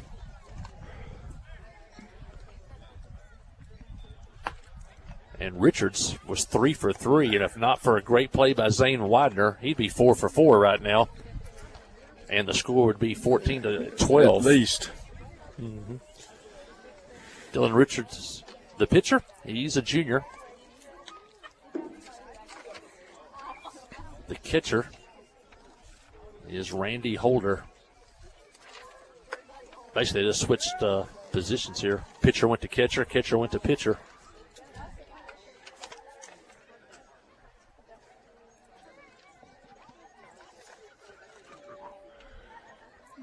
Looks like we're going to pinch hit for Zane. Yeah, you said he came off a little slow out there. I hope he's not injured. He dove head first. His hands, wrists drove into the ground. He got up slowly. And it looks like Zach Hunt Gonzalez is going to be the pinch hitter. Only a freshman.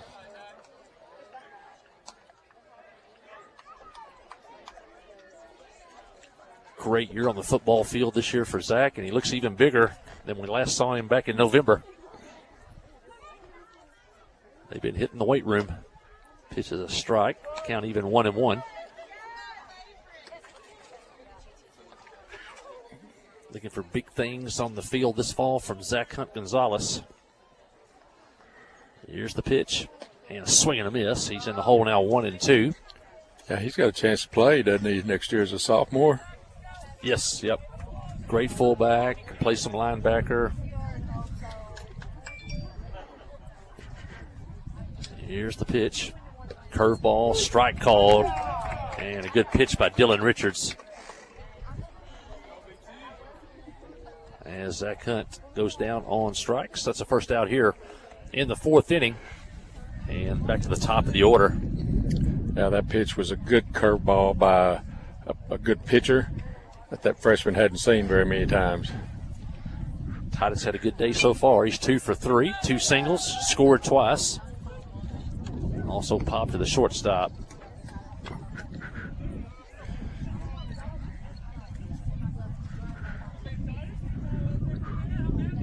Jackets played a game last night with 23 combined runs. Today, there's already 25 combined runs, and we're only in the fourth inning. Says something good about our offense. I'm not so sure about our defense on pitching.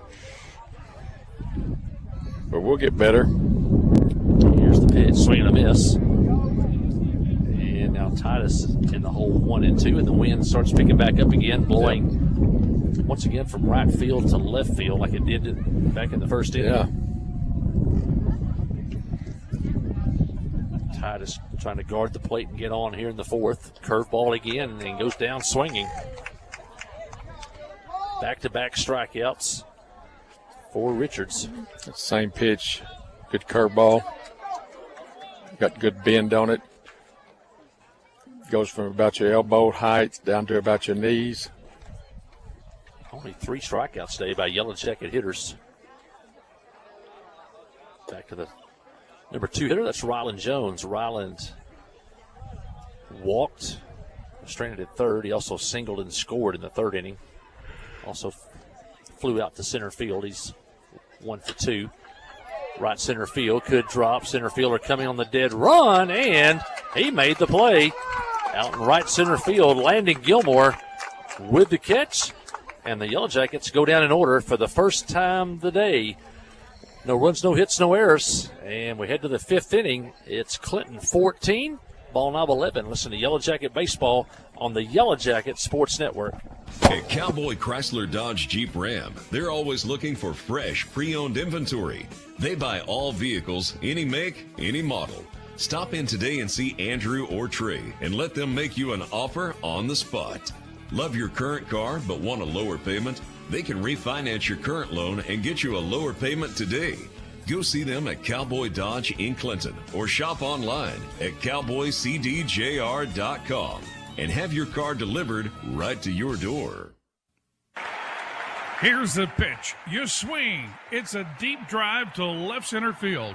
You've hit a home run with Farm Bureau Insurance. From great rates and local agents to fast, fair claim service, it's Farm Bureau Insurance. See Kai Rhoda, Ty Glover, or Mickey Parrish for all your insurance needs at Farm Bureau Insurance today at 501-745-2117. Open Monday through Friday from 8 until 4:30. That's Farm Bureau. Hey, rolling into the fifth inning here. Clinton up 14-11. Want to mention our baseball, softball innings boosters. Want to mention the Clinton Stockyards. Big sale tomorrow. Starts at 1 o'clock. Go to that website, see what they got going, the Facebook page, see if there's anything special tomorrow. Sale starts at 1 o'clock at the Clinton Stockyards. Want to mention Western Sizzlin'. All the folks, Scotty Jones and crew over at Western Sizzlin'. Go over there and get you a great meal. Hit the buffet. I think probably a fish on Friday night. And if you don't want that, just tell them what you want. They'll cook it up. Got all type of entrees you can order from the menu there at Western Sizzlin'. A great wait staff over there at the Sizzler. They'll take care of you. And we really thank Western Sizzlin' for all they do for Yellow Jacket athletics. I don't know how many pregame meals they've served over the years for all the Yellow Jacket sports. And I want to thank Scotty Jones and everybody at Western Sizzlin'. Cole Prince back to the mound for his second inning of work. And a ground ball. Base hit left field. off the end of Trammell Hastings' glove. And Ball Knob has the leadoff man on here in the 5th. And that was Reese Moody.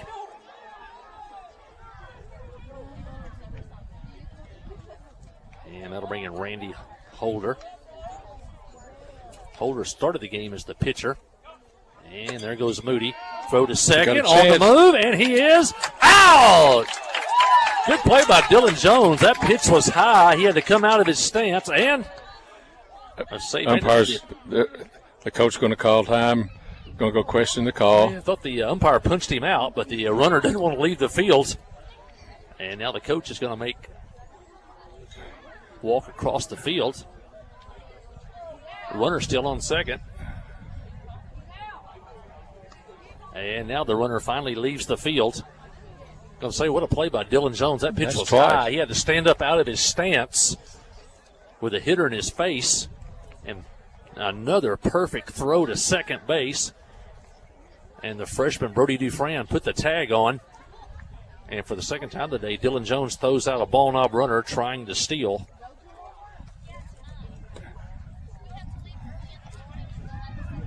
Those infielders making that catch and tag, it certainly is nice to catch that ball in the air instead of a short hop or, up face high and then having to slap down.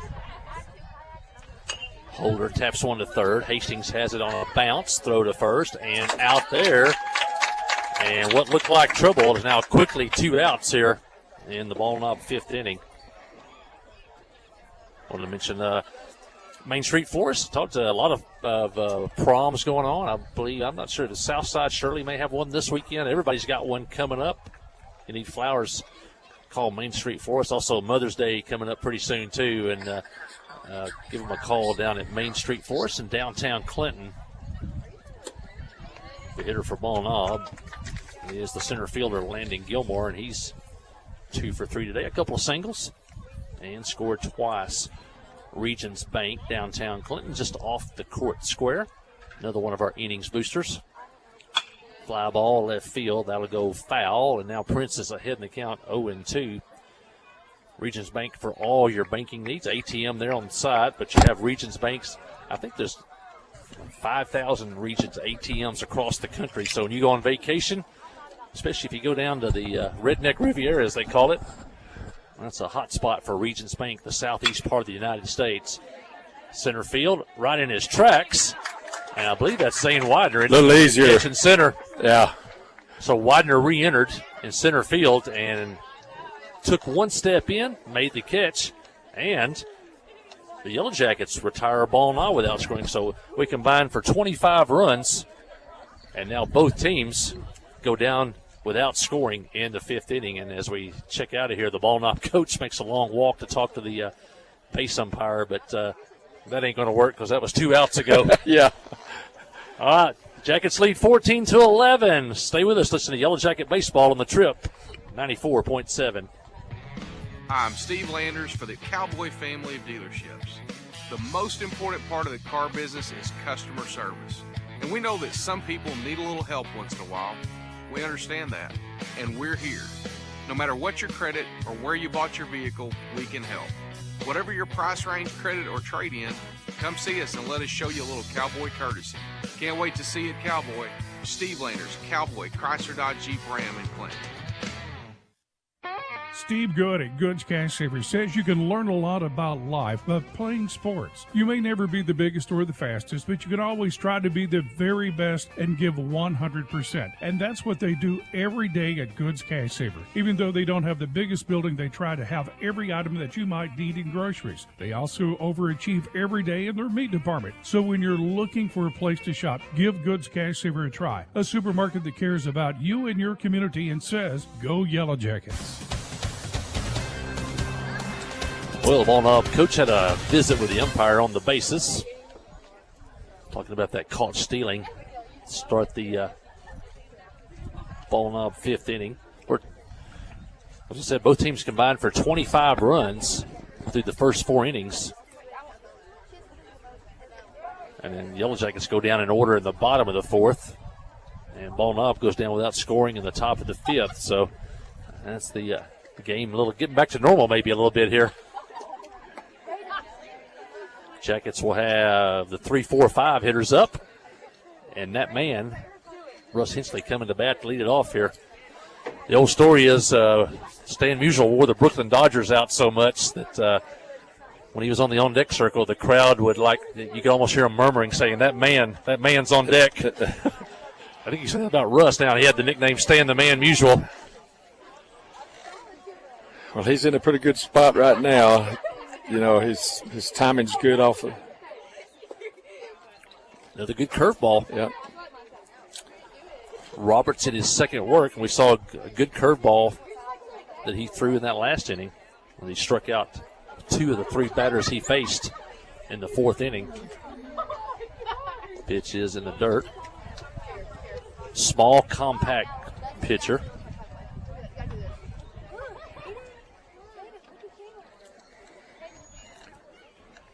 And he works fast also. There's the pitch. Just missed on the corner. Now 2-1. I bet he comes back with another fastball. Pitch Way outside. out. Now 3-1.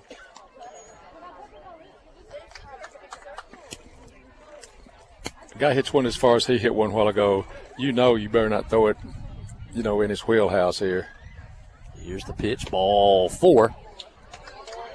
And Russ gets on to start the Yellow Jacket 5th.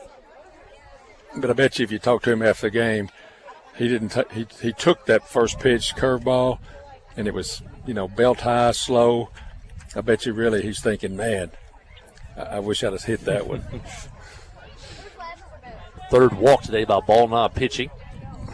Hensley's on at first. Carson McCormick, the hitter. Carson's had a big day. 2 doubles and a homer. And he takes a strike on the corner. That ball looked like it's 3 or 4 inches out. The plate's so dirty, I really can't tell. Russ has driven in 6. Carson's driven in 3 today. Here's the pitch. Outside, ball 1. I want to mention the Pottery Shop, Highway 65 North, next to the Stockyards in Clinton. Todd Treese and all the crew over at the Pottery Shop, the most unique shopping experience you'll have. I went up to Denard today for a little work. First thing I saw when I passed the Pottery Shop was the giraffe. You talked about it last time. I told you. You're driving through Arkansas, you don't see many giraffe on the side of the road. That's exactly. Hensley going for second. There's the throw. He is out. On a really good tag by Moody. The throw was short and toward the first base side of the bag, but give Moody some credit. He caught it and tagged Russ Hensley going by. And both teams got a leadoff man on. I don't know if that's a field. straight Both steal. were erased on caught stealing. And McCormick has a 3-1 count, and he walks back-to-back walks. Yeah, that hurts the throw out now.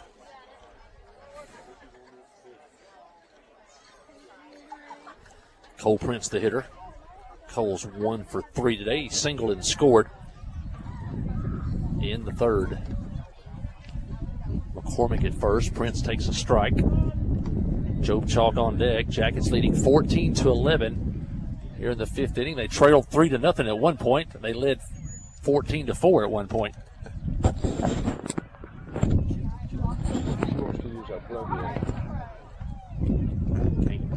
What's that? Oh, right here? Yeah.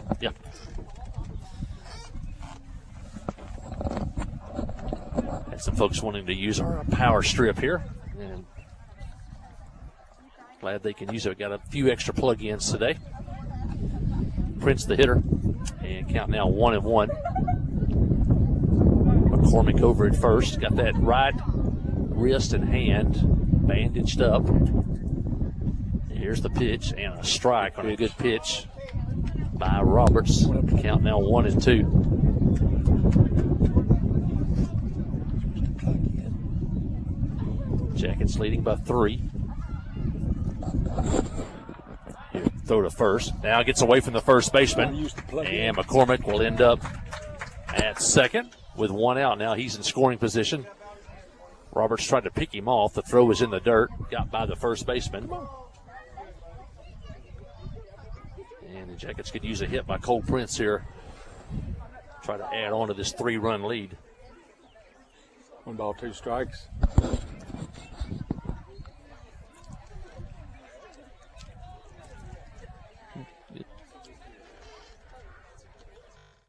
Yep. Prince at the plate. Here's the pitch. And just missed at the letters. Jackets got the call there. Now it's 2-2.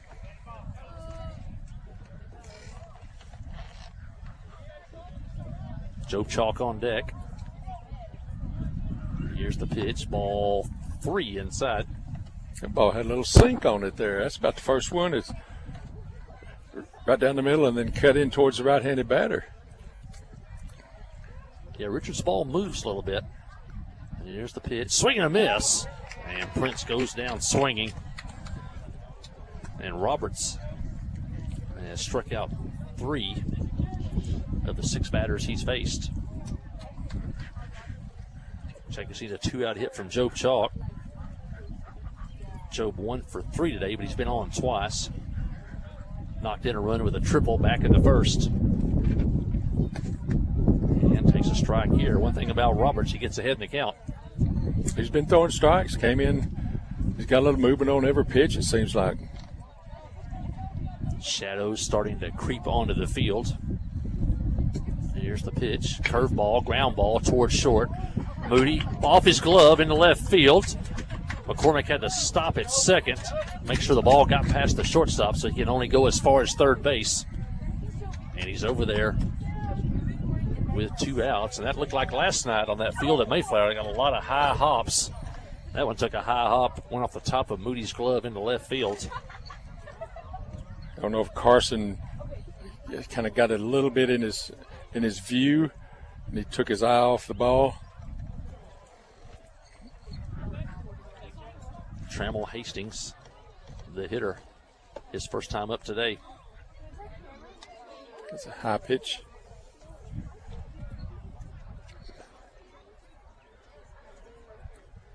First and third, 2 outs. Chalk's over at first.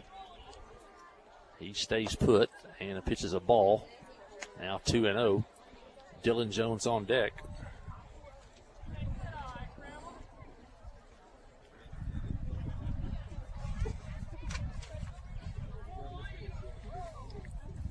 Here's the pitch and Good a strike pitch on the corner.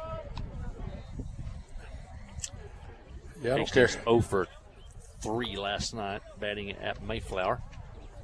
I don't care how Carson scores. I just like for him to score. Pass ball, wild pitch. Yeah, the game's a little closer than we'd like right now. And ground ball up the middle There off it the is. pitcher's glove. Everybody's going to be safe. And McCormick scores. I think that's another ball. If the pitcher don't touch it, it's going to roll right to the second baseman, and he can step on the base for a force out. So finally the Yellow Jackets get a break. McCormick scores from first on a hit by Trammell Hastings. Chalk ends up at second. And the Jackets need a little bit of breathing room. And now Dylan Jones, 1 for 3 today. Single back in the third. He scored.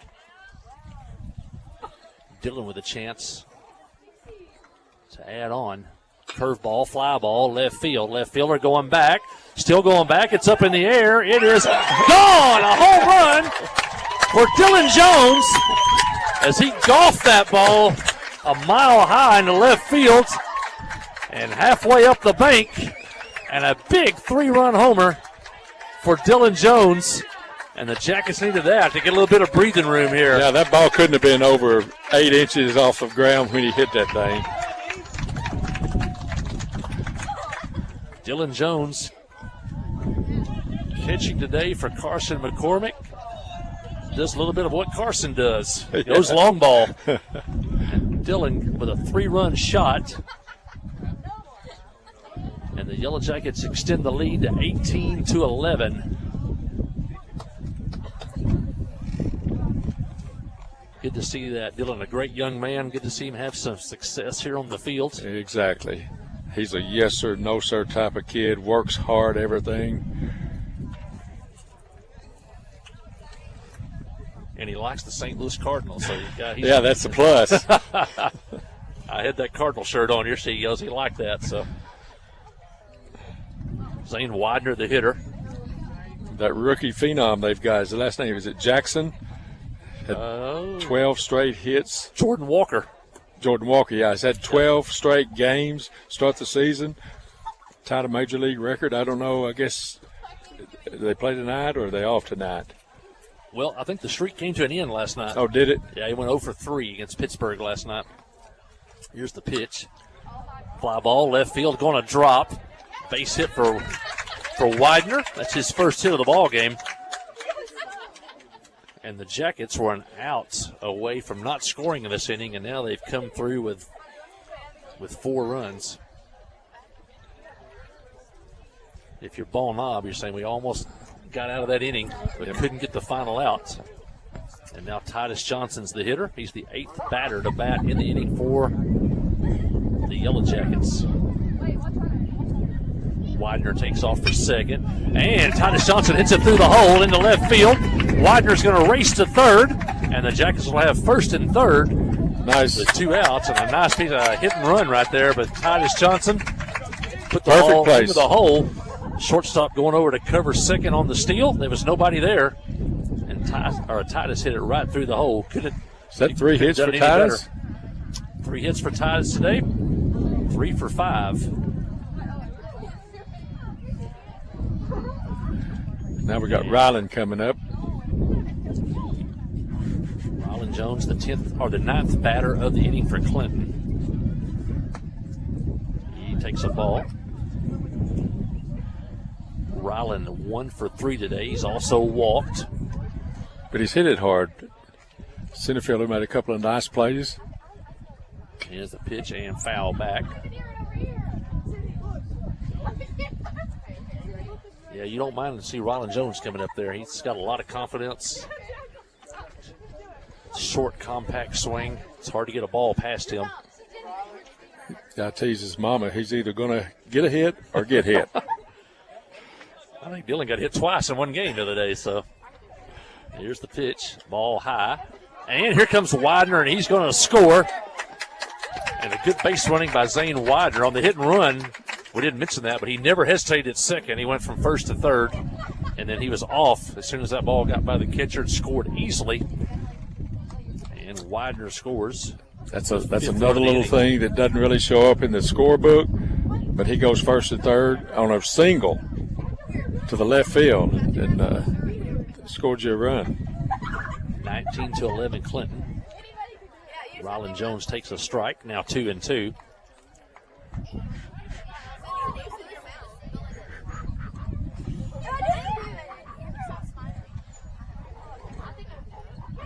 Here's the pitch, and popped up. Moody, shortstop, short left field, in the edge of the grass, makes the play, but the Yellow Jackets send 10 batters to the plate. They score 5 times on 4 hits and a walk, and the big blast, a 3-run homer by Dylan Jones.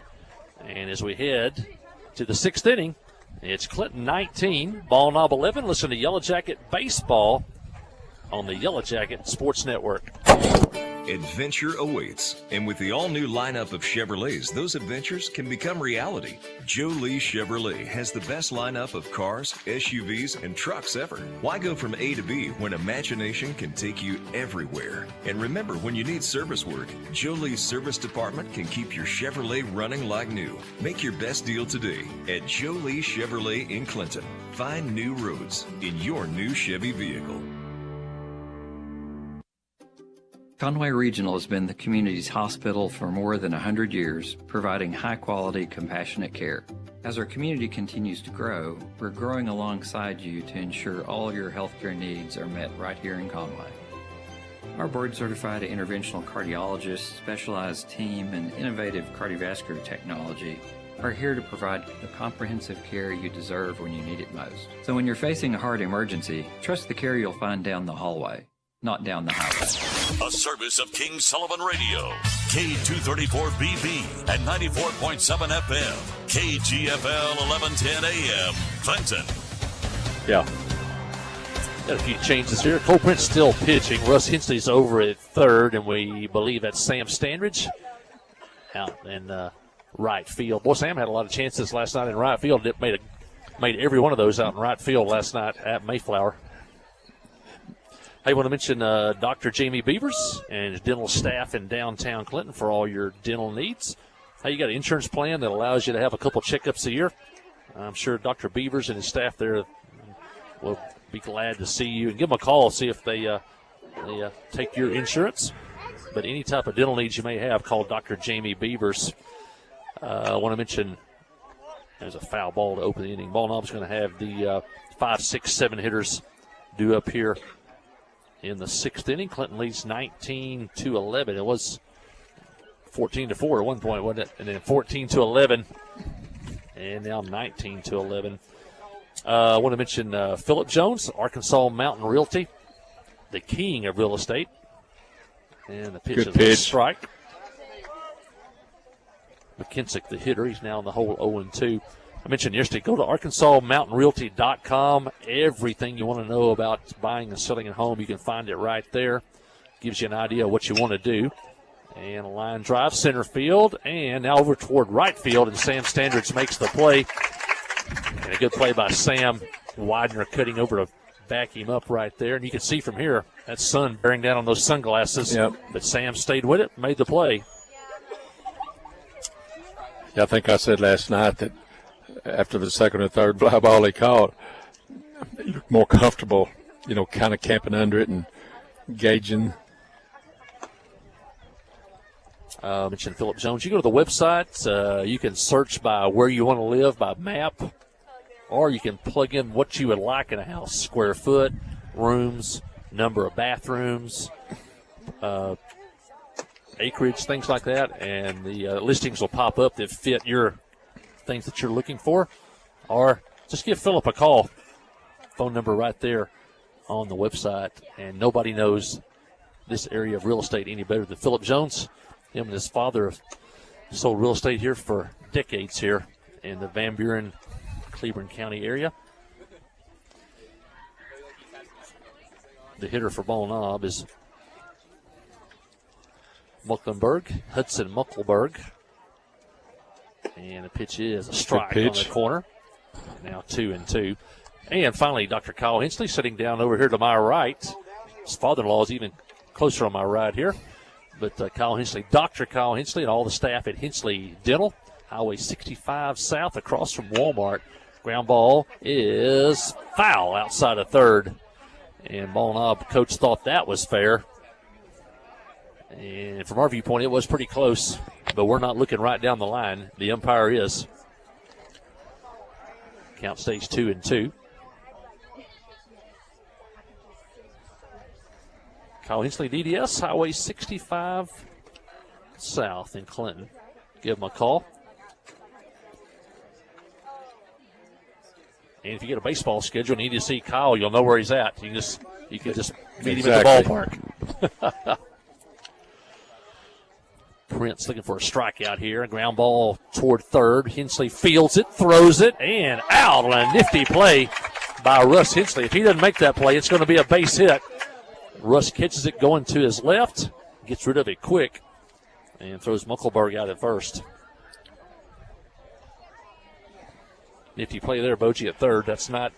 Yeah, he had one similar, in the first inning maybe, that when he caught it, he tried to straighten up and get his feet set and, just throw a dart and threw it later in the ground. I can't remember. That time he caught it, kept his feet moving, went direction towards first base. Made a nice play. Garrett Peace, the hitter. 2 outs here in the Ball Knob 6. Jackets lead 19-11. I think we've got a pinch hitter here. And let's look at our roster here. Chance Passmore, a freshman outfielder. Number 4, Chance Passmore, batting for Peace. Peace 0 for 3 today. Struck out twice and flew out to Widener in center field. And the first pitch to Passmore is a ball.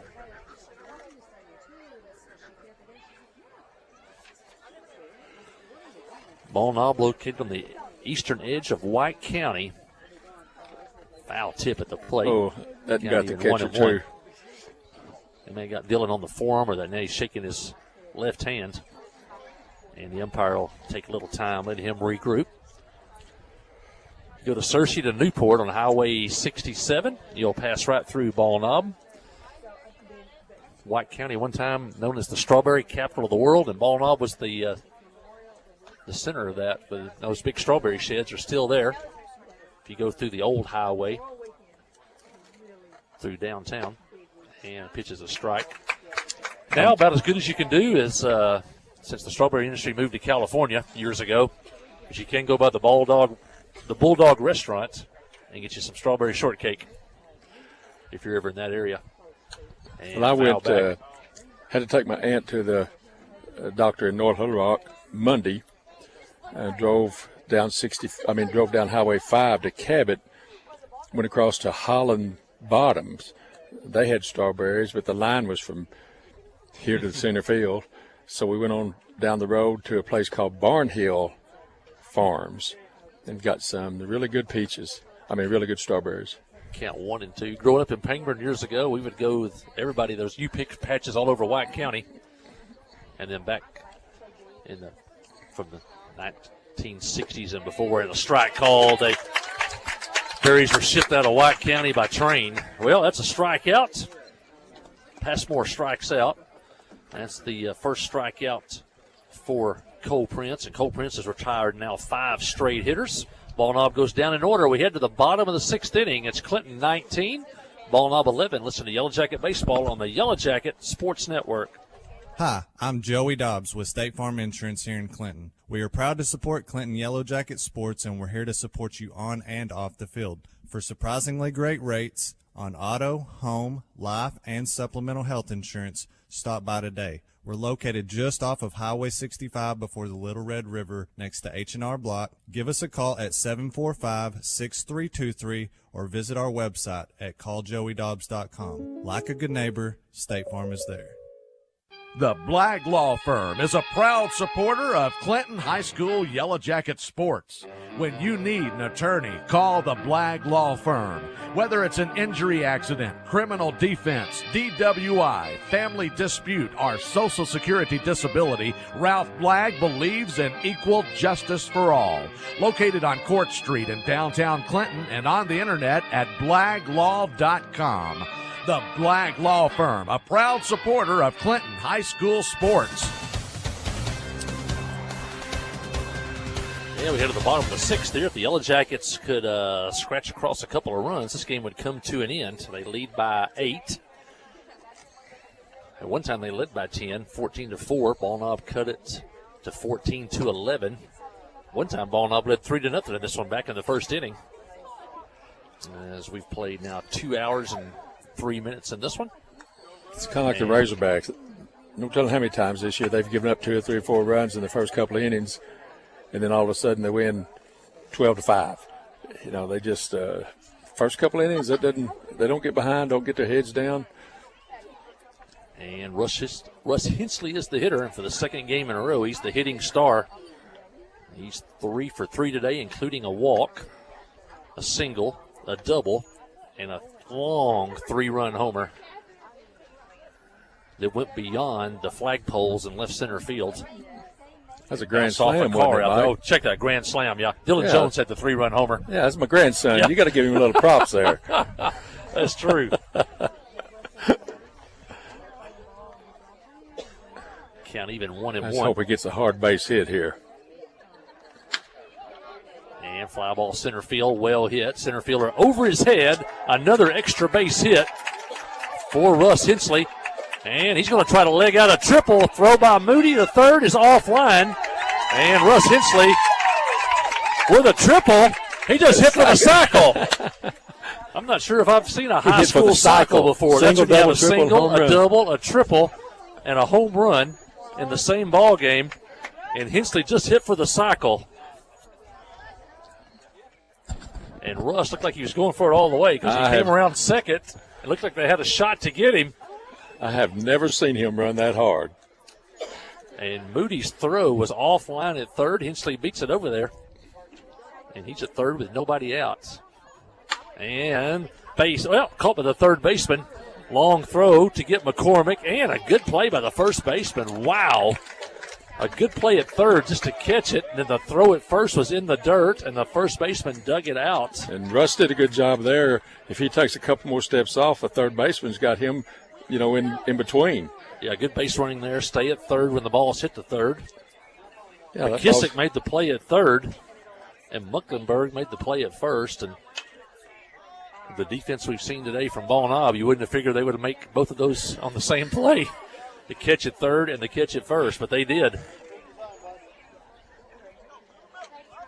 McCormick retired for the first time today. McCormick was 3 for 3 with 2 doubles, a homer. That's a good move by the home plate umpire. The right fielder had chased that ball down in foul territory, and his pitcher, the Ball Knob's pitcher, got up ready to pitch, and the umpire said, no, let your right fielder get back in. And Prince is hit.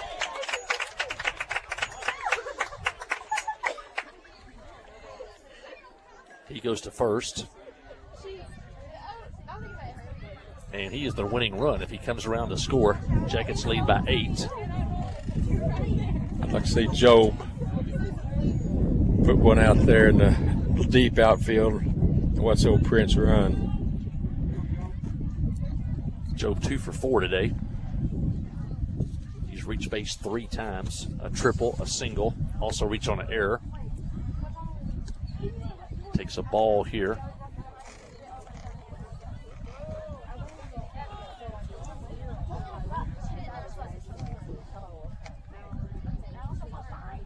Roberts checks on the runner at first. There goes Prince, and a strike at the plate. And catcher's indifference as Cole Prince takes second. And a base hit would end this ball game.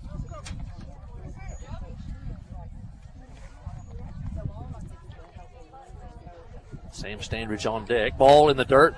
Gets away. Hensley will stay at third. Good hustle by the catcher Holder. And a good job by Roberts to cover home. When you're the catcher and the pitcher and the pitcher and the catcher, like those two are, they're used to covering home plate.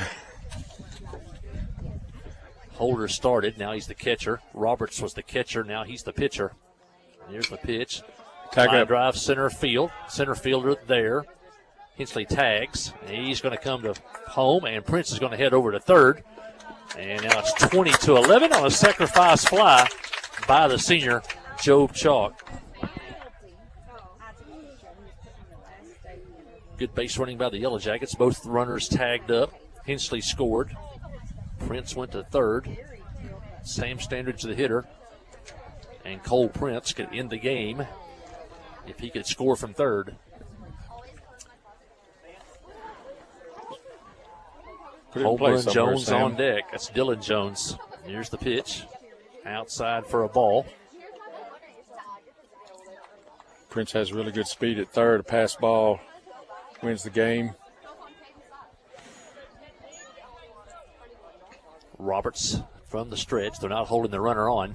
And a strike on the corner. Prince can get a big jump off third. They're not trying to hold him on close at third. 20-11. We're in the bottom of the 6th. Clinton trying to close this one out. Here's the pitch. And popped up in foul territory toward the Ball Knob dugout. And the third baseman can't make the play. And Standards is still alive. Third baseman got over near the dugout. Looked like he almost overran it. Landed behind him. Our dugout kind of juts out there, about 4 yards, and he was right at the corner of missing that dugout fence. 1 ball, 2 strikes. Here's the pitch. And curveball just missed. Good pitch by the pitcher. Good job by Sam to lay off of it. Count now 2-2. Roberts pitch, outside ball 3. First base is open. Dylan Jones on deck. It's got to be a fastball right down the middle. Here's the pitch. Ball 4 outside. And Sam walks. I don't think you put Sam in motion here. His run doesn't mean anything. Dylan Cole Jones, the hitter. scores. It's over. Dylan 2 for 4 today. Singled and scored in the third and had a huge 3-run homer in the fifth. And they're going to intentionally walk Dylan Jones to get to the number 9 hitter. And probably good strategy by Ball Knob because it loads the bases. Now you got to force out at every base. I bet you Coach Prince is going to change hitters here. Coach Prince comes down the line. I'll say something to Zane Widener. Widener, the hitter. Widener 1 for 3 today. Walked and scored in the fifth. He's going to leave him walked in. And scored in the second. Singled and scored in the fifth. Great speed at the plate. An infield hit would end this ball game. Runners lead away, but the one that counts is at third. Here's the pitch. And a swing and a miss on a fastball. That's what I said earlier. If he puts it in play, you better make a good play on it. If you hesitate a step, he's safe. Here's the pitch. Outside. A lot of things would score here. A walk, a balk, an error, a pass ball. Or a ball hitting the gap. Here's the pitch. And a swing and a miss. Now 1-2. Widener got to guard the plate here. Titus Johnson on deck.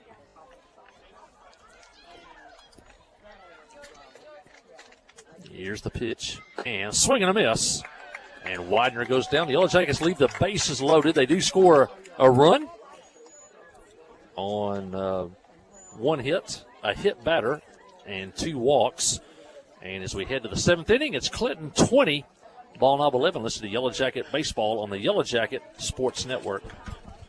Steve Good at Goods Cash Savers says you can learn a lot about life by playing sports. You may never be the biggest or the fastest, but you can always try to be the very best and give 100%. And that's what they do every day at Goods Cash Saver. Even though they don't have the biggest building, they try to have every item that you might need in groceries. They also overachieve every day in their meat department. So when you're looking for a place to shop, give Goods Cash Saver a try. A supermarket that cares about you and your community and says, go Yellow Jackets. Wherever the river flows and however the game goes. The River Company is a proud sponsor of Clinton Yellow Jacket Sports. Just like in sports, you want someone who has your back, the professional team at the River Company Insurance does just that. They'll work hard to find you the most coverage at the best possible price. Whether it's business, farm, ranch, personal, or automotive, the team at the River Company will get you exactly what you need. Sports is a team effort, so come join the team at the River, formerly S&P Insurance.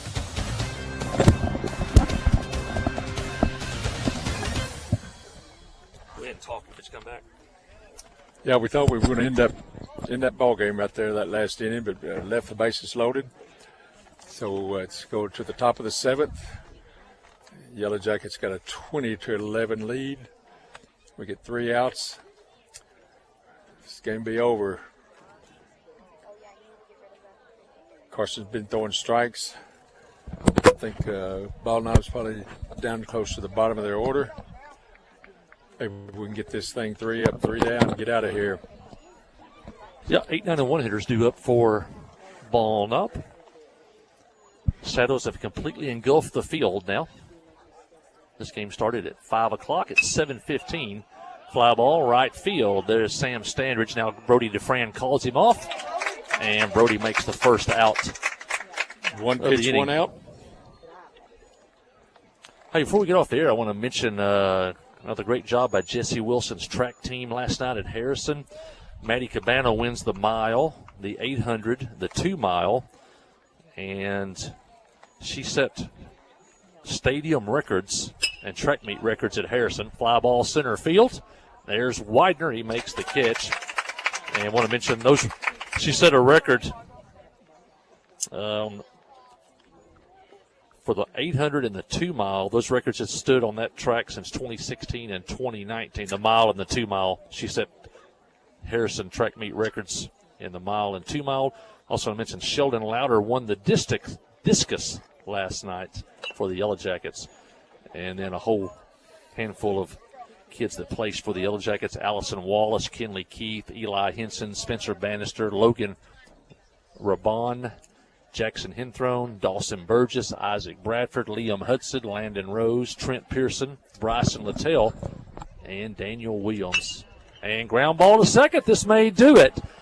DeFran has it over to first, and that's a winner. That's a Yellow Jacket winner as the Jackets defeat Ball Knob here today by a score of 20-11. The Bulldogs go down in order in the 7th. And stay with us for the postgame show. Listen to Yellow Jacket Baseball on the Trip 94.7.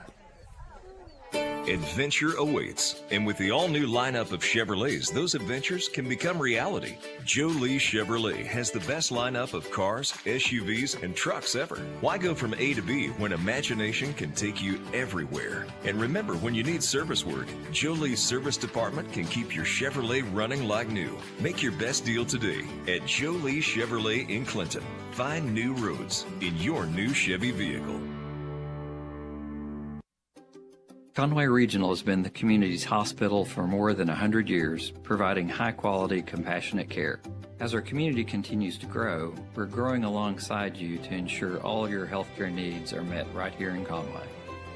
Our board-certified interventional cardiologists, specialized team, and innovative cardiovascular technology are here to provide the comprehensive care you deserve when you need it most. So when you're facing a heart emergency, trust the care you'll find down the hallway, not down the highway. Hi, I'm Joey Dobbs with State Farm Insurance here in Clinton. We are proud to support Clinton Yellow Jacket Sports, and we're here to support you on and off the field. For surprisingly great rates on auto, home, life, and supplemental health insurance, stop by today. We're located just off of Highway 65 before the Little Red River next to H&R Block. Give us a call at 745-6323 or visit our website at calljoeydobbs.com. Like a good neighbor, State Farm is there. Friday night at the stadium is not the time to worry about your finances. Let First Arkansas Bank and Trust ease your mind with their mobile banking capabilities. You can check your balance, transfer funds between accounts, and even find the nearest ATM for dinner after a road game. The free mobile app is available on the iTunes Store and Android Market. You can cheer loud and proud for the Yellow Jackets because First Arkansas Bank and Trust has you covered. See a branch for more details. Equal housing lender, member FDIC. At Southern Farm Bureau Life Insurance Company, you aren't just a number on the scoreboard. With 1.3 million insured, we have a long history of making good plays. That's why game day and every day make us your friends for life. Contact your local Farm Bureau agent for more information or visit us at www.sfbli.com. Southern Farm Bureau Life Insurance Company, Jackson, Mississippi. Not licensed to do business in all 50 states. The Blagg Law Firm is a proud supporter of Clinton High School Yellow Jacket sports. When you need an attorney, call the Blagg Law Firm. Whether it's an injury accident, criminal defense, DWI, family dispute, or Social Security disability, Ralph Blagg believes in equal justice for all. Located on Court Street in downtown Clinton and on the internet at blagglaw.com. The Blagg Law Firm, a proud supporter of Clinton High School sports. Over back to the ballpark. And the Yellow Jackets win today by a score of 20-11. It was a wild one here at the ballpark today. As Ball Knob jumped ahead in this one, 3-0 in the top of the first inning. But the Yellow Jackets came back with 3 runs of their own in the bottom of the first, and then came back with 4 more in the second. Yellow Jackets led 7-4 at that point, and then the Yellow Jackets came up with 7 more in the third inning and led 14-4, and you thought the ball game was over, but in the fourth inning, Ball Knob got 7 runs on only 2 hits. The Yellow Jackets had an error. There were 3 walks and a hit batter, and Ball Knob got 7 runs, and all of a sudden, it was a new ball game again, as it was 14-11. The Yellow Jackets did not score in the fourth. Ball Knob came up in the fifth, went down scoreless, but then the Yellow Jackets put the game away with 5 runs on 4 hits in the 5th inning. And they picked up 1 run on 1 hit in the 7th inning. And your final score today was Clinton 20 and Ball Knob 11. And the Yellow Jackets did kind of restore some order as they held Ball Knob scoreless the final 3 innings of the ball game. Yellow Jackets had 3 pitchers today, and Job Chalk, Russ Hensley, and Cole Prince came in and pitched today. So 3 pitchers today for the Yellow Jackets: Job Chalk, Russ Hensley, and Cole Prince. Ball Knob had 11 runs on 11 hits. They left 5, and they committed 4 errors today. The Yellow Jackets had 20 runs on 17 hits. They left 6, and 3 of those came in the 7th inning. So they were pretty efficient today, and the Yellow Jackets had only 1 error today.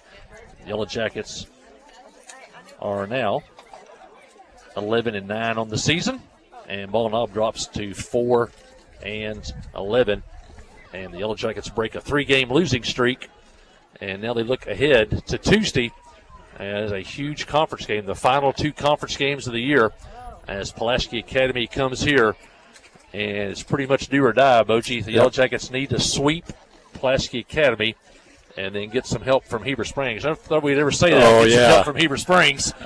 But we need to sweep on Tuesday, and then we need Heber to either sweep or split with Pulaski Academy, and then we can sneak in and get the 4th spot and make the regional tournament. But we are not doing the audio-video Tuesday. No broadcast Tuesday. We'll broadcast the softball game on Tuesday. It's also a big ball game as the Lady Yellow Jackets take on Little Rock Christian Academy. And the winner, if the Yellow Jackets win, they lock up second. With a loss, they still have a chance at second. But it's a big game for second place over at the softball field on Monday. That game will start at 4:30.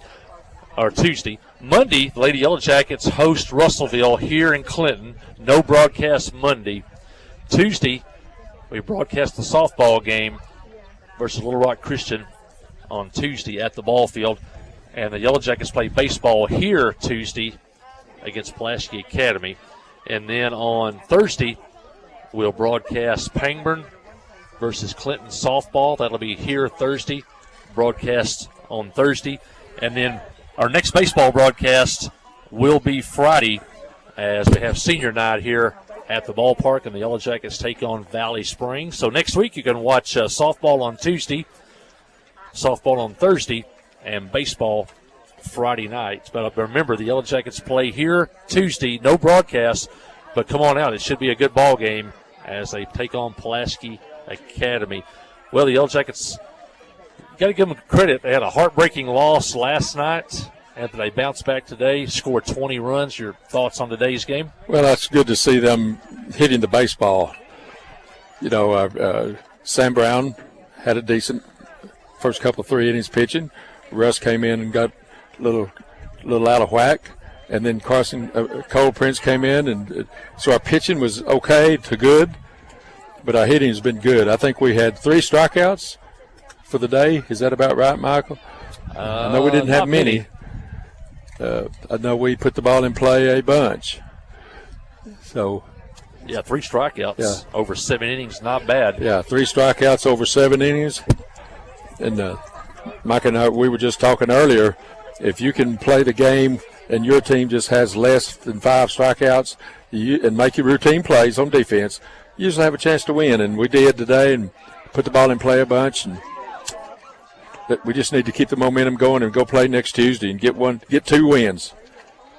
Well, the kids should feel good about themselves. Big bats today once again. Russ Hensley hit for the cycle, a single, a double, a triple, and a grand slam. He also walked. He reached base 5 times. If you go back to yesterday, that's I think it was 3 for 4 yesterday. 4 hits today, 7 hits, 3 yesterday, 7 hits total, 6 of them extra base hits, 3 of them homers. and he is on a tear right now. Russ Hensley, also Carson McCormick, DHing today, still not able to play defense. Carson had 2 doubles, a homer, and a walk. And Dylan Jones, the junior, catching right now for the injured Carson McCormick.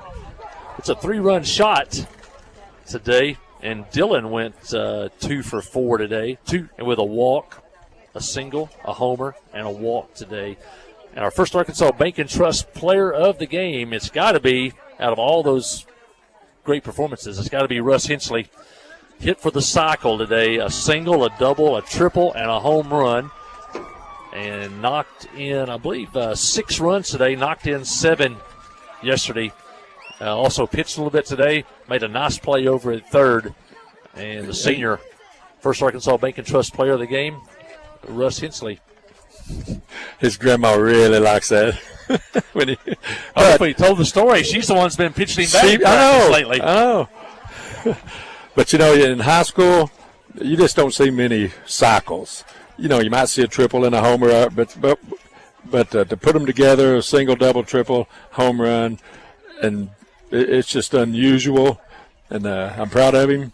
He's swinging it back good right now. Hopefully we can carry that into next Tuesday and get us a couple of wins against the PA. He is definitely on fire right now with the bat. And Russ Hensley, our First Arkansas Bank and Trust player of the game.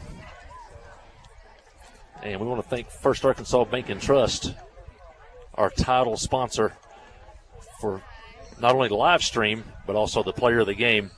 And they're located in downtown Clinton, the Cash Saver parking lot, and, of course, anywhere in the world online. Also want to thank Cowboy CDJ, also one of our great sponsors that brings us live stream each and every ball game, from football to basketball to baseball to softball.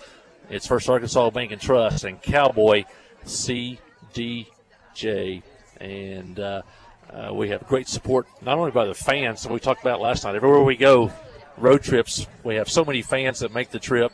And the people love the school in Clinton and the Yellow Jackets, and we want to thank also the sponsors. People come through, and I'd kind of like to add a caveat to that about the parents and the crowd follows our kids. I think it's because we got good kids. We don't see our kids showing out and throwing bats and kicking around and griping and complaining. Our kids play hard. They play their game the right way, and I think that's why people like to come watch them play. Yeah, the fans, not only the parents, but they become attached to these players, and we see that football, basketball, baseball, as they become attached to the players, and they want to come out and watch them play and want to watch them do well. So a lot of baseball still left. Remember, the next week's schedule, Monday, Russellville here to play the Lady Yellow Jackets in softball, no broadcast. Tuesday, Pulaski Academy here for a big baseball doubleheader. We'll be across town for a softball game, a huge softball game with Little Rock Christian Academy. The winner gets second place. Thursday, Pangburn here, softball. We'll have the broadcast on Thursday. And Friday, back here at the ballpark, it'll be senior night as the Yellow Jackets take on Valley Springs. So broadcasts on Tuesday, Thursday, Friday next week. And there's also games mixed in all week long. So watch your social media, get the schedules on that. You can go to Clinton High School on Facebook, and you can find all the schedules for all the sports, including track and fields. Well, that's going to do it here from the ballpark. I want to thank Keith Parrish for all he does back at the station, keeping us on the air, bringing you the commercials and all of those things, and Keith is the best. I want to thank Crystal Barnett, who works with our sponsors. You got give her a call, and they can design an advertising package that's perfect for your business to help your max out your profit potential. And KH